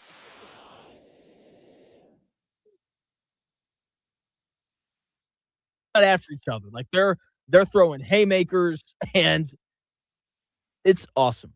Like between the ABS challenges, speeding up the game of baseball, the buy-in to regional, it's really interesting how the NFL tries to become more and more of a national thing every year. When you look at the NBA, they're a national brand. I think Major League Baseball does a really good job of leaning regionally, and baseball fans, it's the only sport where whenever the Pacers are put on national TV, people get excited because even though Mark Boyle and everyone else who calls Pacer games do an excellent job, when Mike Breed's on the call, it's pretty cool. Baseball's the only sport where when someone's favorite team gets moved off of the regional broadcast onto a national one, people complain. And again, that just it's a testament to Major League Baseball and their marketing. But I love the brawls, man. It's awesome. With guys, what's up? Oh. And so they're all, charging. I think, Chris, you have the sound of the brawl? And most of the crowd, that's fine. We can run it. Let's go.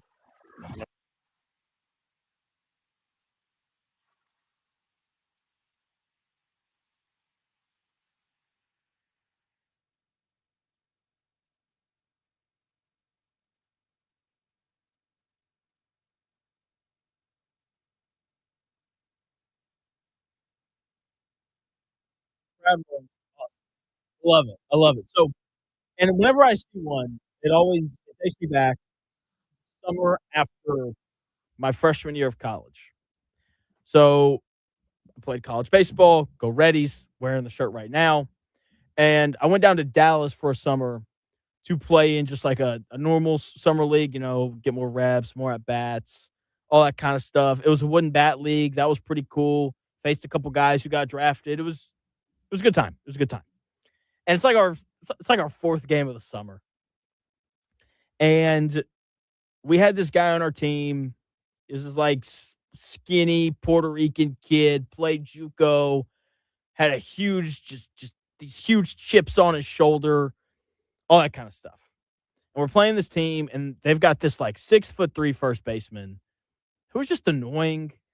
It's summer ball. Everyone's just kind of out there to get reps in. You obviously want to win, but that's not the most important thing. And most guys are pretty chill. This first baseman was not chill, but he was also 6'3", thick, all this kind of stuff. So this Puerto Rican guy, it's the fourth inning, and everyone's immediately we don't like that first baseman because he sucks. Puerto Rican guy walks up to the plate, all 5'7", 150 pounds, rips one down the line. As he is rounding first base, this 6'3" first baseman sticks his butt out and sends him to the ground. And he popped up and just darts for this 6'3" guy and just starts throwing haymakers. He is trying to wail on this guy. And it was awesome. We all came flying off the bench because no one ever tells you this, but kids who are out there listening, this is really important. The best time to have a brawl in baseball is during the summer. It is during your summer league because they can't suspend you for games that actually matter. And so everyone comes off the bench and, coaches are coming out trying to split everybody up. Umpires are in the middle. The little Puerto Rican guy, he's got like blood on the corner of his eye and his jersey is like all over the place and we pull him away. Next batter, our catcher, the catcher on my team walks up to the plate. First pitch, drilled in the ribs, which for those who don't know, if you want to hit a guy, you hit him in the ribs. It is the toughest pitch to avoid. It hurts like crazy. So he takes like an 88-mile-an-hour fastball off the ribs, and he takes his bat, and he breaks it over his knee. So let me back up. He slammed it, and then he broke it over his knee. And then the umpire stepped out from behind home plate and was like, game over. And everybody went home. It was amazing. It is a moment I'll never forget it. I'll never, ever forget it. It was, a bucket list thing. So baseball brawls, man, there's nothing quite like them. And, so every time I see one, that is what I am reminded of. And they're pretty amazing things. We got Buzzard on the line. Buzzard, what's going on, man? How are you? Hey, really good. Hey, per usual, not really a point to my call here. So, That's but fine. I went down to Weber International University to play college baseball. My roommate was Puerto Rican, and you are spot on with they are the most fiery everything. Even from warm-ups, he would get upset if I wasn't hitting him in a specific spot as far as during warm-ups. Lights out at 9 o'clock, very disciplined. And I just knew because that dude, like, he had shown me like videos of his house in Puerto Rico. House is up on stilts, a bunch of dirt, and nothing but like chickens running around the yard.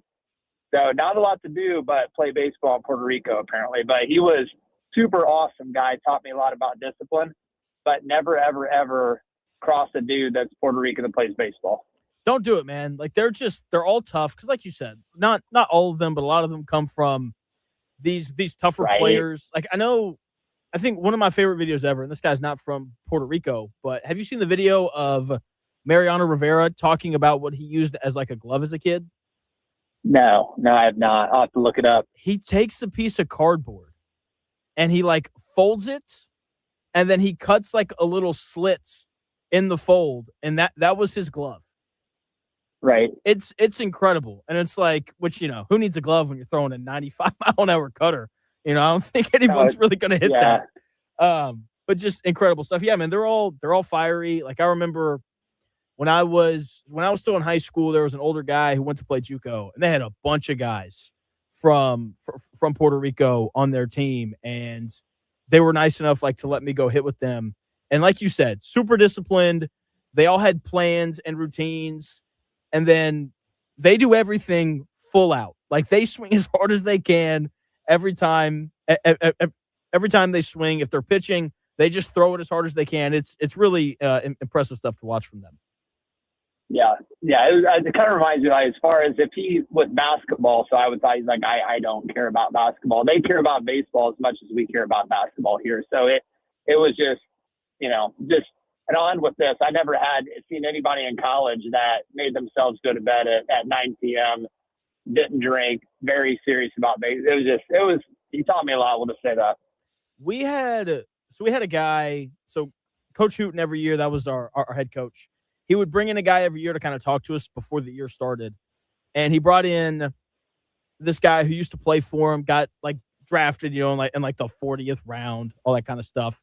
Ends up going and playing indie ball, and he was playing in like one of the better indie ball leagues. And there was a kid, he was a high schooler, and skipped going to college. He was supposed to, he's going to go play at like one of the better colleges or whatever. Decides to go play indie ball for a year, and the kid, this kid's like 18. He's doing like yoga every night before bed, going to bed at like 8:30, and you hear stories like that, and I'm immediately just like, yeah, I said I wanted to go pro, but then I didn't do any of that. So who knows if I really did or not, Yeah, there's the 1-2, and then there's the actions to get you there, and it's that the actions it's insane. That's my favorite thing about baseball. I think is out of anything, if you have those action items and discipline, you can get a lot further. Basketball, like you kind of got to be very athletic and very tall. Baseball, I mean, just if you look at people like John Kruk, people like that, like not exactly the epitome of an athlete, but if you have the discipline, you can, high or hand-eye coordination, all that stuff. But anyway, yeah, Puerto Ricans are awesome at baseball. They are. Thanks for the call, Buzzard. All right, man. See you, Jonathan. See ya. Great call. We love calls. 317-228-1430. That is the number. If you have, a prediction for the Masters, if you want to talk about who you think the Colts should take in the second round of the draft, if you want to talk about how much you don't like Chris Ballard, hey, 317-228-1430. That is the number you can call in. When we come back here in about 3 minutes more on the Colts and the Masters and what's really setting up to be what I think is going to be a really nice sports weekend.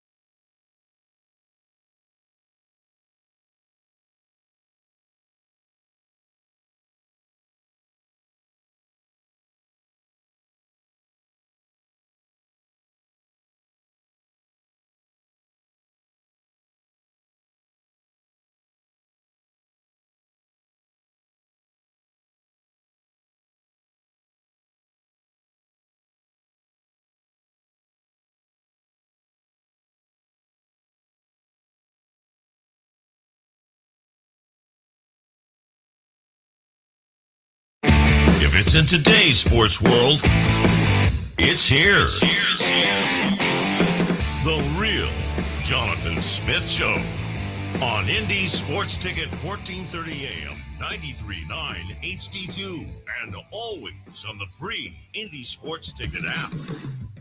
Welcome back to the real Jonathan Smith Show here on Indy Sports Ticket. Thank you for tuning in, no matter how you're tuning in, whether that's YouTube, Indy Sports Ticket. If you want to head over there And subscribe. Maybe you're watching the show on X__Jonathan Smith. If you want to follow me there and watch the show there, you can also listen on that Indy Sports Ticket app, which you can download wherever you find your apps. And of course, 14:30 a.m. if you're driving around the Indianapolis area. We've covered so many things on the show today. We've talked about the Colts draft, why they shouldn't take a wide receiver. We've talked about, who not to bet on to win the NBA Finals. We've talked about putting anesthesiologists on planes to knock people out for flights. Just covered it all. 317-228-1430 if you want to call in and comment on any of those things or ask a question, anything like that. We've got the Masters going on tomorrow. And I just, the Masters nap on Sunday is going to be legendary. Can't wait for it. I think it's going to be just an absolute blast. I like Bryson DeChambeau to finally get over that hump and win the Masters. I think this is the year that it happens. He played really well last year, and that he's gonna drive the ball incredibly well. He was really good around the greens last year. The question for him is really just going to be the iron play and kind of, is he good enough with his irons? Because that's where he struggled last year. And you obviously need, to hit your irons well if you're going to have a chance to win anything. But I thought his ability last year to just kind of survive and find a way to get par was really impressive. So, Ross, what's going on, man? How are you? Hey, how are you today, man? I'm good, dude. Thanks for the call. Good. Yeah, no problem. These are the best shows where it's just kind of, in my opinion, all over. You're talking about the airplane stuff and, just keep it interesting. So I'm trying. Yeah. So, yeah, I kind of like, I've picked him before. He's come close, but I kind of like Ludwig Oberg to win this week. He's like a pretty good all-around player. He can, I don't know, it seems like, to me and you watching any of the guys, like, well, do any of these guys really do anything bad? They're all pretty good at everything, but he's got a pretty good all-around game. For a young guy, he's pretty, seems to deal with the pressure pretty well, but he's played this would be his third Masters of his career, and he finished second in 2024. And I think in the top 5 or 10 last year, he kind of was in the lead briefly and then kind of fell off a little bit. But so you kind of talked about the hump and stuff like that. So it's, there's a good 10 guys that could win it. But, if I were going to put something down, I'd feel comfortable going with him. I like Bryson too. I think he's a good one. I've seen a lot of people. I've seen a lot of people maybe not pick this guy to win, but a lot of people really like Fitzpatrick. And the Masters for me is like, I don't even know what it's like. I really only pay attention to golf around this time of the year. And you know the rule, man. When everybody likes someone, we like to go the other way. So I wouldn't bet Fitzpatrick. I don't know. A lot of people liked Michigan all year, and they won. So I know it's a different sport, and all, so it's hard to say. But Fitzpatrick, I think he won the U.S. Open a couple years ago. So he's got that. He's got that major. I think it's kind of like Mickelson back in the day when he finally got that first one. You kind of like maybe it comes a little easier, like getting that pressure of getting the first one out of the way. So I kind of like Fitzpatrick too. There's a couple of lefties that are in the top. I kind of looked at the odds earlier. I think like Robert McIntyre, the Scotsman, is I think even Burr was talking about it with the lefties. Like the ball flight and stuff. So Batia and McIntyre are they're as long as anybody else and have that left swing. So we've seen Mike Weir, Bubba Watson, and those kind of win in the past. So you never know. You don't. It's going to be fun. It always is. Last year the Masters was so awesome. And I feel like every year whenever we get like a great Masters where like the ending is close and you're watching DeChambeau just crumble on Sunday, the following year is just never quite as exciting. So I'm hoping that pattern kind of breaks this year. Ross, thanks for the call, man. Yeah, man. Take care. If you have a pick for the Masters, if you have a bet, a top 10 finish, an outright winner, whatever it's going to be, 317-228-1430. I'm going, super wild here. I'm going to take DeChambeau at plus 1,000 to win the Masters. The guy's just playing really well right now. He's won his last two, live events. One in South Africa, the other one in Singapore, if I can remember that correctly. And I think this is the year where he finally kind of runs down his first green jacket, because he's playing well right now. And the big thing is the irons. Struggled with that last year. If he can fix that part of his game, I think he's going to have a great chance to win it this year, because he's going to outdrive everybody. And last year, despite not hitting his irons well, he was just so good around the green. And he was able to have the lead going, into the final day. And obviously, he putted well too. You're not going into the lead. You're not going into Sunday with the lead if you don't putt well. And, you heard Ryan Burr lay it out yesterday, just how precise you have to be on these greens. And DeChambeau was last year because of how he chipped and how he putted. So if he can just figure out the irons, he lost, according to like the advanced stats. We have advanced stats for everything now. Like advanced stats for golf where they can estimate how many strokes you lost compared to the field is kind of nuts. And he apparently lost 0.69 strokes to the field on approach across the tournament. Last year, that's a bad number. For those who don't know, I had to figure out how bad of a number that was. It's a really bad number. But around the greens, DeChambeau gained around 1.75 strokes compared to the rest of the field. And that led everybody at Augusta last year. And then eventually his magic runs out on Sunday. The poor iron play caught up to him. So even if, his iron play isn't, on point, as the kids say, he can still find a way to make pars consistently. And that's how you win golf tournaments. Like, it's not running off a ton of birdies. That obviously helps. But it's finding a way to get par when you're on the verge of picking up, a double bogey or something like that. So between DeChambeau's ability to drive and chip, I think he's going to have a chance to win. It's really just going to come down to whether or not he can play his irons a little bit better than what he did last year. 317-228-1430 if you want to call in with a prediction on who is going to win the Masters. Chris, do you have a pick for the Masters? Did I ask you this already? No, I don't think so. Okay. But little do you know, I'm a surprise entrant in the Masters. So you really? I'm going to win this weekend. Okay. It's all me. And then you're going to quit. If you win, you're going to put what is the purse this year? What's the purse? That's probably north of $3 million to the winner.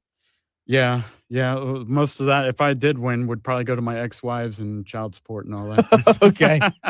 4.2. Nice. That's what the winner is, I think, projected to get this year.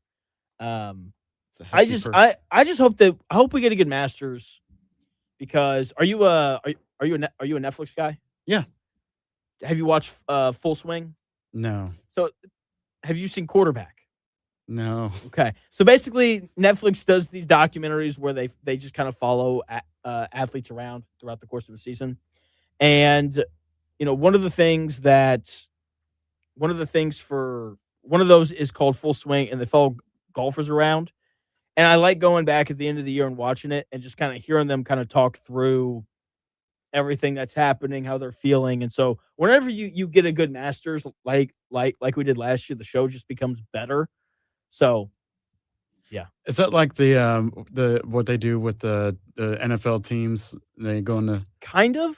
What's that show? You're talking about Hard Knocks. Yeah. Hard Knocks. Yeah. Hard Knocks. It's a little bit different because Hard Knocks, there's obviously like 100 guys, or because Sure. as they're making their cuts. Right. Whereas Full Swing it's like 5 golfers, and they follow them around through all the majors. Okay. And so it's cool. It's a fun little thing to watch. So I'll check that out. yeah, man, it's good. It's good. I have another show for you if you want it. Give it to me. I know you work a lot. So I do. When's the last time you watched like a good TV show? Man, that's a good question. I'm gonna have to literally think about this. What do you got? I've been watching Reacher. Okay. And I don't even know how to describe it, man.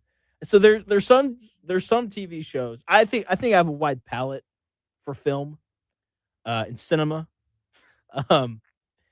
I can like sit down and watch a show or a movie where they're like, this movie's up for 27 different awards and it's a little weird and out there, but whatever.